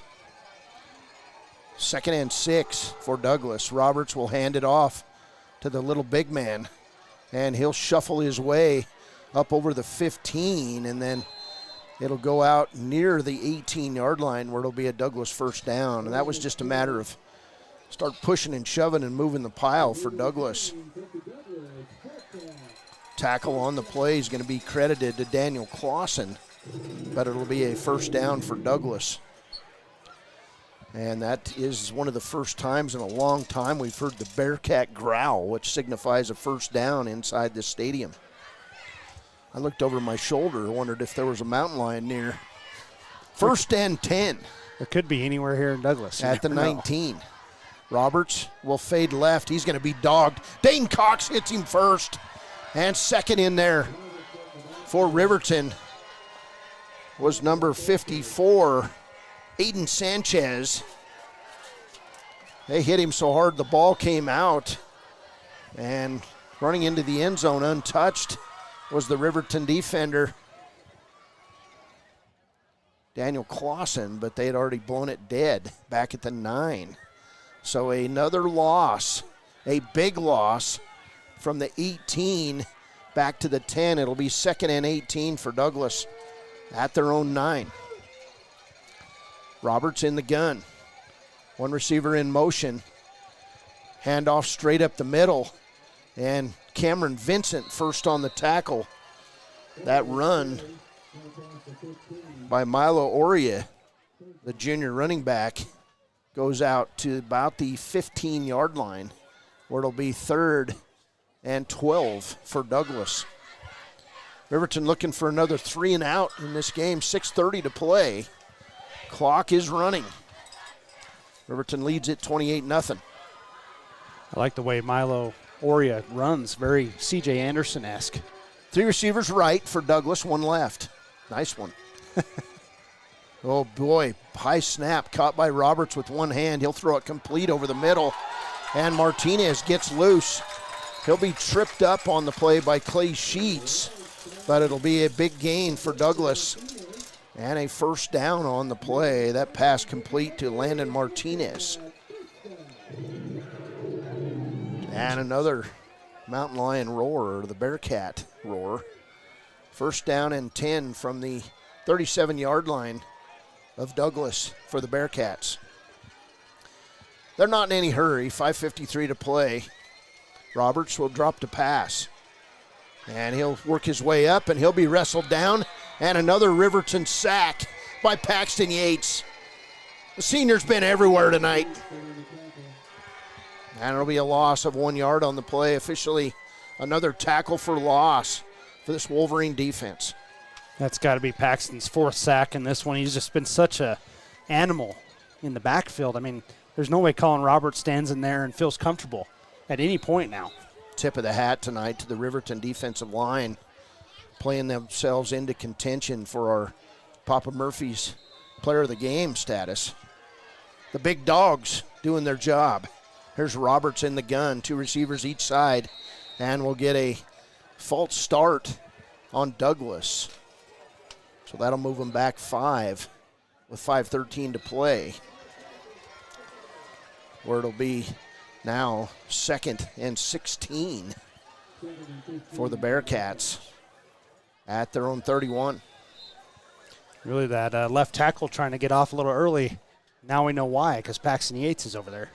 Tackle back, Martinez, incomplete. Pass intended for Martinez over the middle. Gage Treber on the coverage for Riverton. Martinez catches that. He might still be running. Yeah, he's wide open, but, I mean, the pressure that the defensive line has been able to put on Roberts, I mean, he hasn't thrown an accurate ball all second half. Dane Cox, Daniel Clausen, Trevor Eckhart, Caden Liebrecht, Paxton Yates doing a job tonight on that defensive line for the Wolverines. Roberts has had literally no time to pass the ball all night long. He's been under duress. He'll roll right. Riverton on the run. Pass downfield. Caden Arnold with great coverage. Turns around. Ball thrown out of bounds. Pass intended for Owen Meyer. And again, great coverage by this Riverton secondary. And again, Roberts under duress, running for his life back there, had to loft it deep. And it'll be 4th now, and 18. Still got to be disciplined. Douglas could try to fake this in some way. Douglas can get a first down at the 47.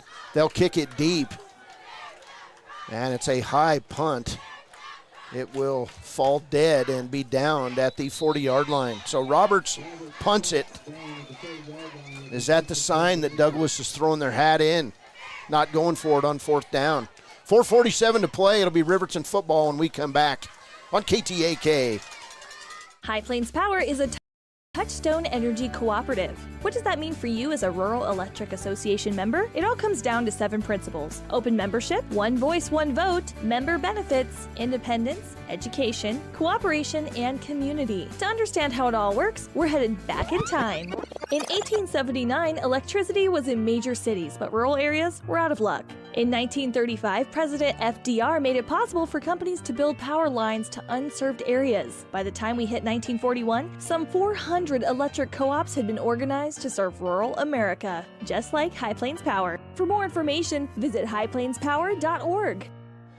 Gantenbein pitches right side to Hunter Saltzgaver. He's over midfield, and he'll be tackled inbounds down near the Douglas 45. Another Windover Realty and Wolverine first down. Yeah, Saltzgaver now approaching the 200-yard mark.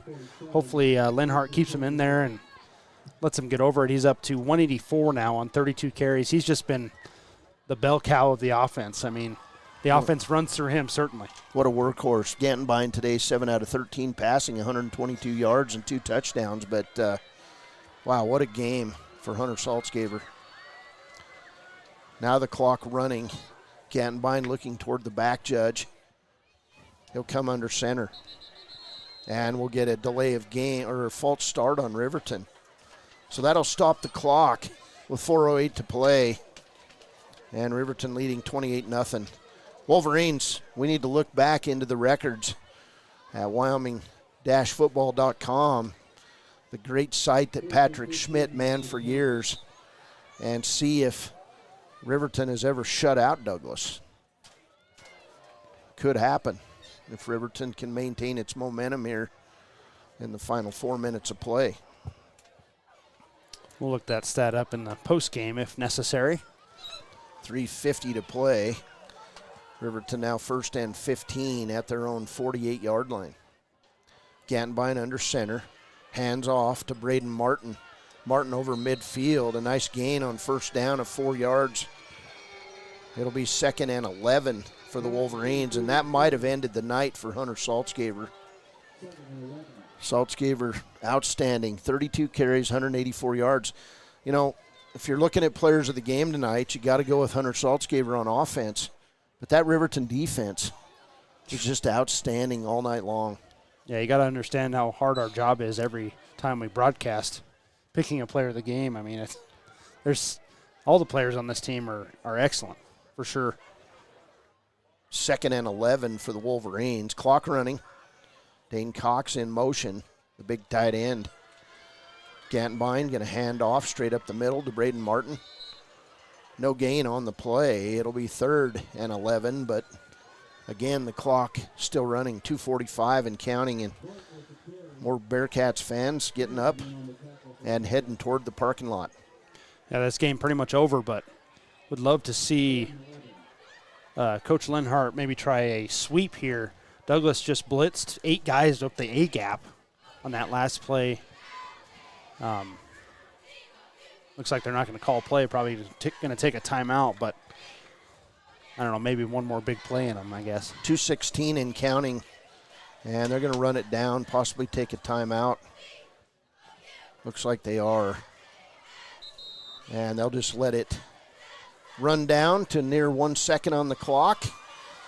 Gantenbein takes a timeout. 2:07 to play. Wolverines come on the road 3 weeks in a row. And they're going to come out of this long road trip 3-0. And they're going to go back home to the friendly confines of Fremont County where they'll finish the regular season. This is Wolverine football on KTAK. Head to Nana's Bowling and Bakery in DuBois for Family Fun Night. Now booking parties for all ages and occasions. To reserve your company, family, or birthday party, call 455-3660. Nana's Bowling and Bakery is proud to support Fremont County student athletes. Shoshone Rose Casino and Hotel is proud to support youth sports in Fremont County. Enjoy a meal at the Deca Gai He restaurant. Deca Gai He is Shoshone for the eating house. Open daily from 7:30 a.m. until 9 p.m. Try a weekend getaway with the family in one of their comfortable, pet-friendly guest rooms and enjoy the heated swimming pool. Book online at ShoshoneRose.com and remember to support Fremont County youth sports. Go team! 3rd and 11 for the Wolverines. It'll be Braden Martin. Pitch around the right end. He's going to gain 1 yard on the play. It'll be 4th and 10. Actually, 2-yard gain for Braden Martin. And so now the Wolverines coming over with their coaches. Clock running inside 2 minutes, and I believe there's been a timeout called with 1:59 to play. We'll go with it. It's Riverton 28, Douglas 0 on KTAK. Golden Buffalo Jewelry in Riverton knows that sports bring our community together, from Friday night lights to weekend tournaments. They're proud to cheer on our local athletes and support the teams that give us so much to root for. At 407 East Main, you'll find something special for everyone. Timeless pieces, unique gifts, and a selection worth exploring. Stop in, discover the perfect treasure, and know you're supporting a business that supports local sports, where community and sparkle shine side by side. Call 307-857-2789 today. Welcome back. 4th down for the Wolverines. It'll be 4th down and 9 from the Douglas 46. Gage Treber back to punt it away for Riverton. He's been outstanding all night. Kick on the way toward the Douglas end zone. It's going to be, and that's going to go down inside the 5. It's just going to roll dead on the 3-yard line. What a punt by the senior. His best punt of his career, 44 yards. It'll be downed on the Douglas 3. Wow. Could everything go more right for the Wolverines on a Friday night at the end of September in the year 2025? 1:45 to play. It'll be Douglas ball when we come back on KTAK. Our hometown Bobcats. Whether it's game night or school night, we've got the prescriptions, health essentials, and friendly service you can count on. Hot Springs Pharmacy, your local team, your local pharmacy. Let's have a big cheer for our hometown team. I'm Winslow Friday, Director of the Wind River Intertribal Council Department of Transportation. It makes me and my crew happy when you buckle up. It just might save your life. I'm gonna get us home. Buckle up for life, boy. Welcome back here. Riverton leading 28-0. This one's all but wrapped up. Here's Cody Beers. First run out on 1st and 10 from inside the 5. It'll be a first down for Douglas. That run by Milo Oria out to the 16-yard line, or it'll be first down for this Douglas Bearcats. Roar in the background. Roberts will roll right. He's been holding that right arm the whole second half. I hope it's all right. He's hanging it down by the side and shaking it around. That pass complete to Jarrett Jones. Looks like a little quarterback sore elbow thing going on, possibly, for the senior. Very good quarterback, big physical player for Douglas. Wish him the best. 1:25 to play in this one. It's been sacked 7 times, so I can understand why it hurts. 1st and 10 at the 32-yard line of Douglas. Roberts in the gun. Pass is going to be complete to Jones, and the tackle going to go to Cameron Vincent.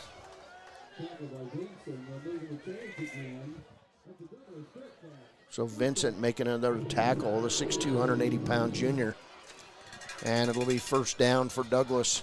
1st and 10 at their own 45. 1:10 to play. Riverton want to preserve this shutout if at all possible. Pass is going to be complete, and it's going to go into Riverton territory down to the 41-yard line. And that pass caught by Owen Meyer. So 1st and 10 for Douglas. Clock now running inside a minute to play. Keep everything in front of you, Riverton. Go for the shutout. There's the pass over the middle, and Roberts ends up on his back again. That hit by Daniel Clausen. Timeout Douglas at the 32 of Riverton with 47.2 seconds to play. Douglas taking this last drive seriously as they take a timeout. We'll go with it. Postgame show coming up, the Click It or Ticket postgame show, and a visit with Riverton head coach Mark Linhardt from Douglas on KTAK. Lumber and Supply has been more than a hometown hardware store. They've been family. From weekend projects to big builds, they've got you covered with free delivery and a team that cares. They're proud supporters of our local sports teams. Visit valleylumbersupply.com, where hometown pride builds strong projects. Living well isn't just about things. It's about the things that matter. Your family, your friends, and your health. For decades, Sage West Healthcare has been committed to improving the health and care of our communities. Today, we're investing more in our communities, in our people, in advanced medical technologies, and in specialized facilities, so access to better care is close to you and the things that matter most. Sage West Healthcare. Be well, live well. That's why we're here. 47 seconds to play, first and 10 for Douglas at the Riverton 32. Here's a pass toward the end zone. It'll be knocked away by the Riverton defense. Great defense. Caden Arnold and Gage Treber in the end zone knock it away. And still Douglas fans wanting the pass interference play. I don't think they ever came close to touching the receiver. Closest pass interference on that play was Caden Arnold against Gage Treber. I think Caden Arnold had the interception until Gage Treber ran into him.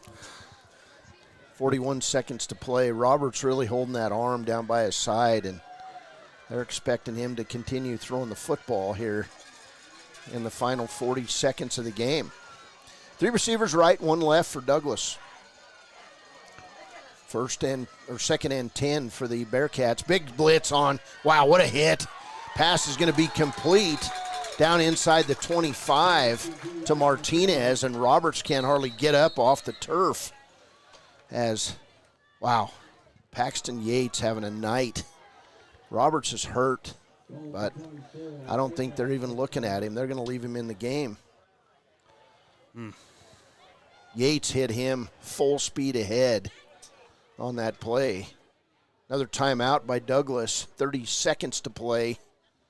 And it'll be 3rd and 2 when we come back at the 24-yard line of Riverton. Arapaho First is proud to support all Fremont County athletes. Just like the hard work you put into every game, we're here for tribal and non-tribal members alike. Wishing every athlete a season of strength and success. Call 307-463-4185 to discover what Arapaho First can do for you. Grand Altitude Federal Credit Union is more than a place to bank. It's a partner in every financial journey. From checking and savings to auto loans and mortgages, they give members the tools to move forward. Known for local service and decisions made right here in Wyoming, their team offers trusted guidance every step of the way.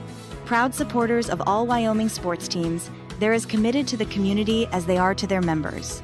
Grand Altitude Federal Credit Union. Your money, your goals, your... 3rd and 2 for Douglas. Roberts on the run. He's going to run out of bounds, and he'll be hit hard on the play. That Riverton hit delivered in bounds by Aiden Sanchez. And every time Roberts now takes a hit, it's a huge one. It'll be 4th and 2 now at the Riverton 24. Yeah, I hope the senior quarterback can overcome whatever injury he has. Obviously, he's still passing the ball really good. I'm sure it's just a stinger, but hopefully he's okay after this one. Boy, it's been an extended stinger that's lasted most of the second half. Roberts in the gun. He'll look back toward his coach. 4th and 2, 24 seconds to play. Riverton trying to score the shutout. Roberts going to be wrestled down. Guess who? Paxton Yates. Just outstanding all night long. And it'll be Riverton football. The shutout is final in this one. Let the celebration begin. What a win by the Riverton Wolverines tonight in Converse County. That is a wall that the Riverton Wolverines have not been able to break through in a long time, since 2012. Yeah, 2012 to beat the Bearcats, but I don't know if the Riverton has ever had defense this good. I mean, 5 sacks for Paxton Yates. A lot of players like me don't get 5 sacks in their career in high school. So, I mean, it's just an amazing night here for this Riverton defense. Just closing the door, slamming the door on the Bearcats. What a win. 19 seconds to play. Riverton going to take a knee. Ganbine will take the knee. This ball game is over. Final from Douglas Bearcat Stadium. The Riverton Wolverines shut out the Douglas Bearcats. That's a W. That is a big W for the Riverton Wolverines, now 4-1 on the year, and more importantly, 1-0 in conference play. They go 3-0 on this road trip, and we're coming home, folks. The Wolverines deserve all the accolades they're getting. They won a big one tonight in Douglas. Final score, Riverton 28, Douglas 0. We'll be back with a Click It or Ticket postgame show after a break. This is Wolverine Football on KTAK. Warm Valley Health in Fort Washakie is a full-service medical provider. With integrated care teams, you're always able to reach someone in your medical team. Warm Valley Health provides primary care, nephrology, podiatry, optometry, pharmaceutical, along with other services. New to Warm Valley is pediatrics and OB care. Walk-ins are welcome. That's Warm Valley Health, located at 29 Black Coal Drive in Fort Washakie. Call today, 307-332-7300. Down! Set! Midway! Midway! Midway! Come to Midway Auto and RV and score big when buying a car, truck, or SUV. Every vehicle goes through a 100-point inspection, and every vehicle comes with a warranty. Our Super Bowl is giving our customers the friendliest service, the easiest buying process, and the best deal possible. Treat Midway like the home team. We always make the best play for our customers. Come experience the Midway difference. Where you're not just a customer, you're part of the Midway family. Why should your new floor come from Carpet One? Because we're passionate about the spaces our neighbors call home. We're part of your community, and we're also part of the world's largest cooperative of independently owned and operated flooring stores. So you can be sure you'll get great selection and outstanding value with every installation. Whether it's carpet, hardwood, tile, or luxury vinyl, our experts take the guesswork out of choosing the right floor. We're your local Carpet One Floor and Home, the one store for your perfect floor. For a place, a people, an idea, for right and freedom, for liberty and justice for all. For every square inch between fruited plains and spacious skies. Marines fight to win. See all the battles Marines fight to win at marines.com. And we interrupt you with breaking news live from the Pepsi Wild Cherry aisle. Carol, can you hear us? Steve, I've never seen anything like this. The bold, refreshing, and bursting with cherry deliciousness of Pepsi Wild Cherry is, well, let's just say everyone is getting wild. Getting wild? That's right, Steve. There's dancing, binge-watching, and is that a slip and slide? They're really putting the wild in Pepsi Wild Cherry. And this on-the-scene reporter can't wait to pop, lock, and drop it. Pepsi Wild Cherry. Go ahead. Get wild. A proud sponsor of this broadcast is Bailey Enterprises. For over 50 years, Bailey has become the name you can trust. With Pit Stop Travel Centers, you can fuel up and stock up on trip snacks at locations all over Fremont County. You can also put your trust in Bailey Tire and Auto for service to keep handy for those times when your luck runs out on the road. Refresh at the Speedway Cafe with a dine-in meal or a round of carry-out with a variety of specials to keep you going. Go with Bailey. Welcome back. Final score, Riverton 28, Douglas nothing. What a game it was as the Riverton did not win the flip. Douglas deferred until the second half, and that's kind of been the way it's been for Riverton with coin flips all year. But more importantly now, Riverton 4-1 and 1-0 in conference play. Douglas will drop to 2-2 overall and 0-1 in conference play. Hunter Saltzgaver would open the scoring on a 2-yard touchdown run at the 9:43 mark of the first quarter. Saltzgaver would kick the PAT. It was 7-0, just 2 minutes and 17 seconds into this game. Riverton then would score in the second quarter on a Saltzgaver 8-yard touchdown run with 10:15 to play in the first half. Saltzgaver's kick made it 14-0 Riverton. Then Riverton would hand off to Hunter Saltzgaver, who would pitch it to Gage Treber, and then Treber would hit Eric Smith on a 19-yard scoring pass, a single reverse pass. That was one of the little wrinkles that Coach had in his back pocket entering this game. Saltzgaver's PAT with 4:01 to play in the first half made it Riverton 21, Douglas 0. Third quarter, it would be a 24-yard scoring pass from Gantenbein to Saltzgaver.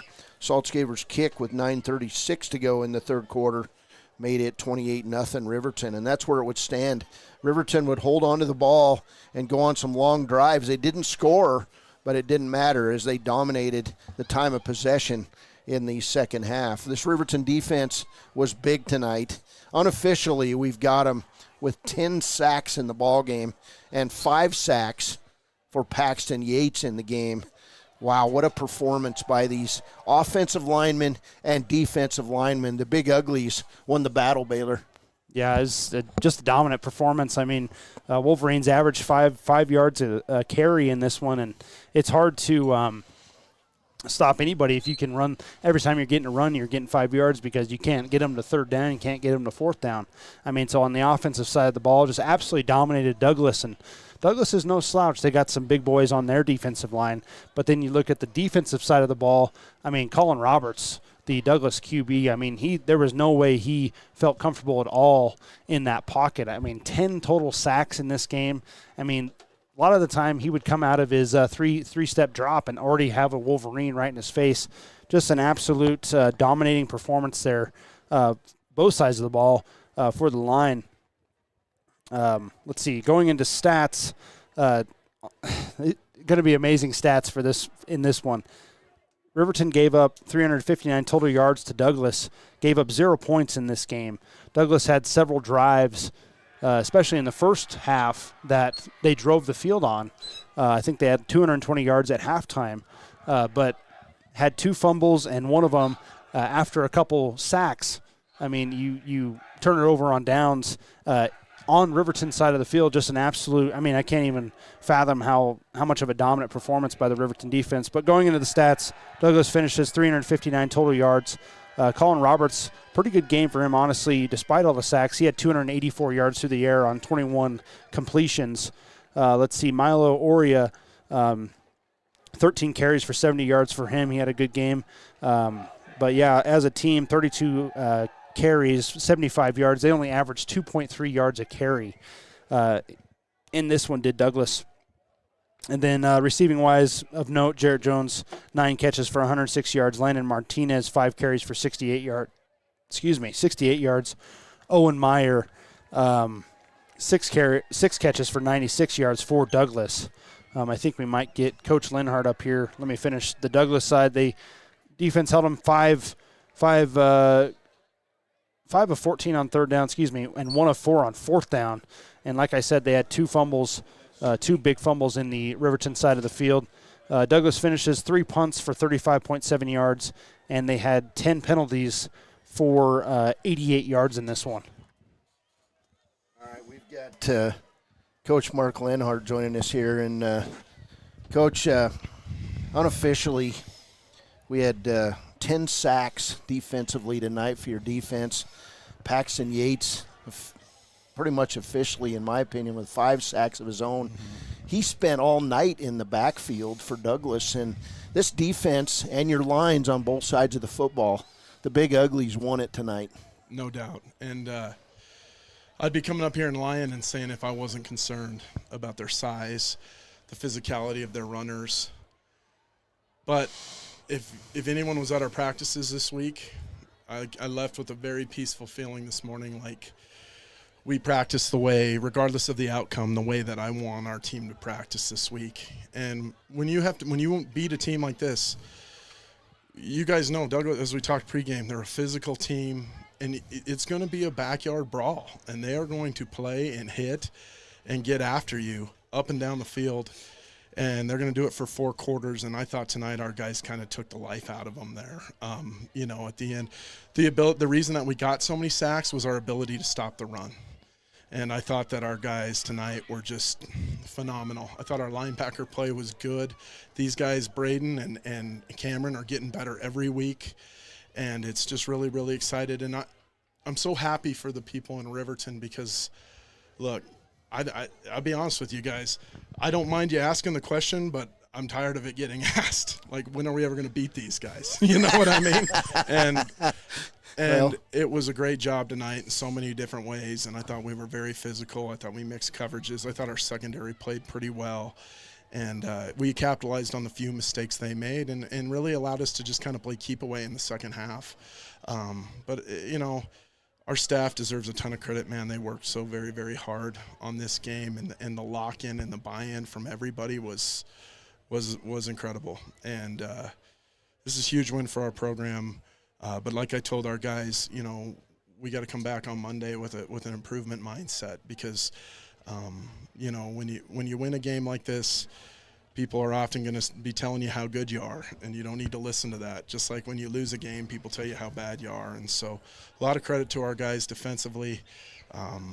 And then we did a lot of really good things against a very physical, good defense. I mean, they're a big group of guys. But, man, I thought Hunter ran hard. And it was a different Hunter runs, right? It was more physical downhill between the tackles, and we proved we can do that tonight, and I was very, very pleased. Yeah, he was a workhorse, but the blocking out in front of him tonight, man on man, was just outstanding. Yeah, I thought Caden Liebricht was incredible again, but all of them did a lot of good things. And like I said, when we took this job, these games were laughers against these guys. And this is a good Douglas team, and we found a way to come out and get the job done and put us 1-0 in league, and I think that's important. That's all it did was put us 1-0 in league. But I think we did a good job of making a statement to ourselves that we can be physical with a good team. You mentioned your line, but guys like Aiden Sanchez, Trevor Eckhart, those guys were big inside for you. Dane Cox was big at defensive end. Your linebackers, as you said, but tell me about the ascension of Paxton Yates as a football player. He was mean out there tonight. He has gotten better every year. Every year he's played. And when we can get him in pass rush situations, that's when he really excels. But the kid's got an insane motor, and I'm so proud of him. That kid is – I get emotional talking about him because he's just everything you want in a program kid. He's, when we get some guys dinged up, he's like, you need me to go to the O-line. Like, he's just so selfless. And so for him to have such a game, so incredible. I'm so proud of him. So a lot of leadership on this team. It showed tonight when it got a little chippy there in the first half. But your guys, Camden Irvin played himself a whale of a first half, and we actually mentioned maybe it's time to move him to the other side, but yeah. Douglas was getting under their fingernails. Yeah, he played his tail off, and I don't think this can be understated. Our JV team right now has not given up a point all season. Now we play East JV on Monday, so that could be a battle. But I think that these guys are continuously getting better and improving. And like I said, I don't have a lot to say. Last year I felt like we lost the game, and it was just that we hadn't beat these guys in so long is why we lost. I didn't feel like we just made a lot of mistakes, and tonight we were able to capitalize on theirs. What does it mean to shut out a team like Douglas?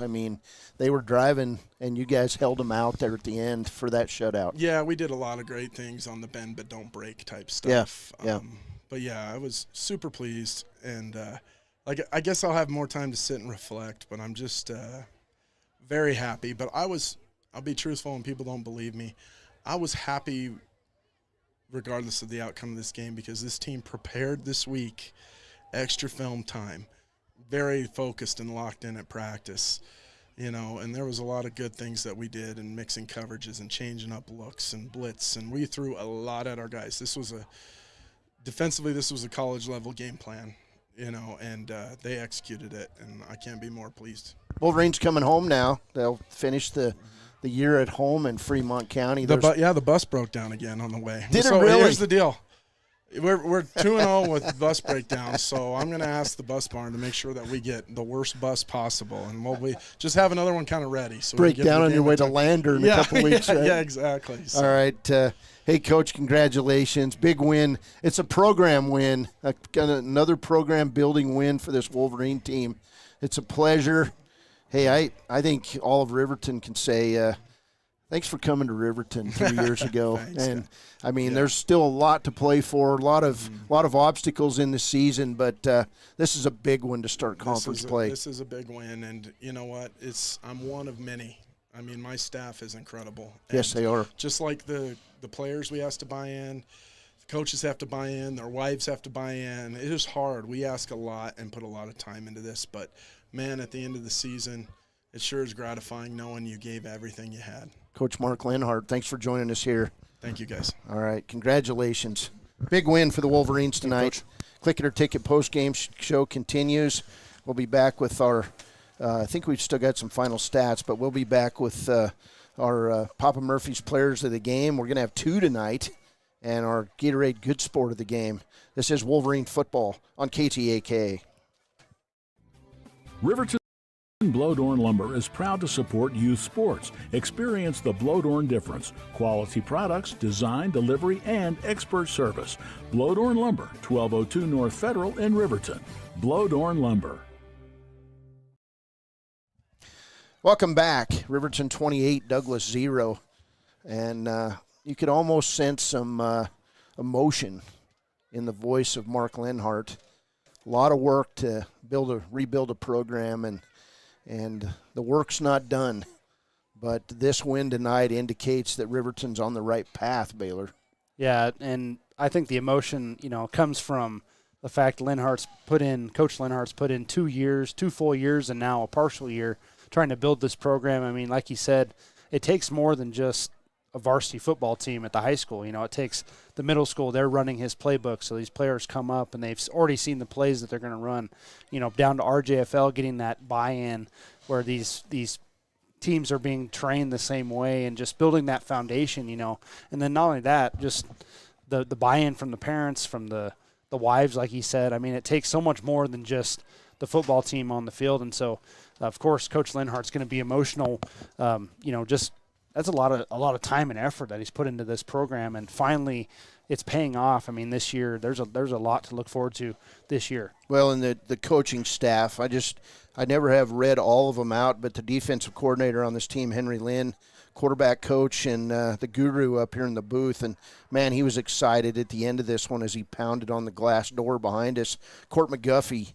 Josh Brown at wide receivers, new coach this year, but this Riverton wide receiver group is outstanding. Offense and defensive lines, Derek Watson. Special teams coordinator and running backs, Nick Fenton. Offensive defensive line, freshman head coach Travis McIntosh. Linebackers and running backs, Talon Yates. Outside, or offensive line, defensive line, Lucas Johnston. Outside safeties, Tommy Vincent. Assistant wide receivers, Bo Sheets. Strength and conditioning, Ross Anderson. Athletic trainer, Paige Phelan. And managers Riley Gordon, Aspen Gordon, and Taylor Anderson. What a team that's come together to build a program. And tonight it was a shutout win over Douglas. We've got our Papa Murphy's Player of the Game tonight. We're going to go with 2, one on offense, one on defense. They were both outstanding, Baylor. Yeah, first for the offensive one. This one probably is obvious if you're listening in at home, but we're going to have to go with Hunter Saltzgaber in this one. I mean, the Riverton offense, 320 total yards. Saltzgaber accounted for over 210 of those total yards. I mean, just an absolute machine. He, on the ground, 32 carries for 184 yards. That's a 5.8 yard average per carry. And he had 2 touchdowns. Several of those carries, he would get contacted at the line of scrimmage or behind and still get not only 5-10 yards, but another first down, just continue those drives, even though he was getting contact behind the line. And then also he had that long catch, a 25-yard touchdown catch on that beautifully crafted boot, and then pass back on the wheel route to him. And he had 1 touchdown there. So 3 total touchdowns for Saltzgaber. He's our offensive player of the game. We're also going to give out a defensive player of the game because, man, what a showing. We got to give it to, we've said his name 20 times tonight. It's got to be Paxton Yates. I mean, I had him for 5 sacks, and folks, that's obviously unofficial, but I started counting, I'm pretty sure, in the second quarter. So there could be more that I missed. He might have been responsible for that strip sack, but at least 5 sacks. I mean, that's just unheard of in high school football. Just an absolutely fantastic game. And then also, I mean, just leading the charge, not only with his defensive counterparts, but also at the end of the game being a good sport and getting both teams together to, pray for health for the rest of the season and success for both these teams. So just such a monumental piece of this team is Paxton Yates for the defensive Papa Murphy's player of the game. Yeah, Yates went out there, got together with the coaches and said, hey, we're going to pray at the 50-yard line. You want to join us? And the coaches went over and mentioned it, and here comes Douglas on the run. After a game when they had been shut out, teams got together. They were high-fiving each other afterwards. Paxton Yates is standing in the middle leading the prayer, and that gives you goosebumps for the senior. He's come a long ways in a very short time, and as Mark Linhardt said, he just keeps getting better every game, and he'll play wherever he's needed, whenever he's needed, and tonight he is the defensive player of the game. We're going to go with our Gatorade Good Sport of the game tonight. As a sophomore, he created havoc there early in the first half on the kickoff coverage by the Wolverines. Sophomore Camden Irvin didn't cause any of it himself. He was playing very aggressively on the kickoff team, and there was a couple personal fouls that were delivered on him. He did not retaliate, and Camden Irvin, the sophomore, great defensive or special teams player for Riverton. He is our Gatorade Good Sport of the game. So that's going to do it for us here in Riverton. Final thoughts, Baylor, as we move on. The Buffalo Bison will come to Wolverine Field in a week to take on Riverton. Yeah, Riverton's 1-0 in conference. That's a huge first start, especially taking down a team, such a strong team as Douglas is. But also, first home game in a while, next Friday. Obviously, we love everybody to listen to us on the radio, watch us on YouTube, but we need fans in the stands at the field. We need to show up for this team that deserves it. I mean, they're 4-1, 1-0 in conference, on their way to a fantastic season. We need fans in the stands. Bring your earbuds and listen to us on the radio while you're at the game, but we need you here. So that's kind of my call of action, I guess, for the fans. But, man, just a fantastic win. The last 2 years, Riverton was within a touchdown of this Douglas team and just couldn't overcome, the bump in the road, I guess, that you could describe Douglas as, and it's been since 2012 that we haven't won. But, I mean, just to come in here and have a statement victory against really a Douglas program that's years ahead of Riverton, where Coach Linhardt's trying to build the program in Riverton. And so, I mean, there's just a fantastic win. Obviously, 4 more games in conference. Long ways to go still for this Wolverine team. But, man, what a start.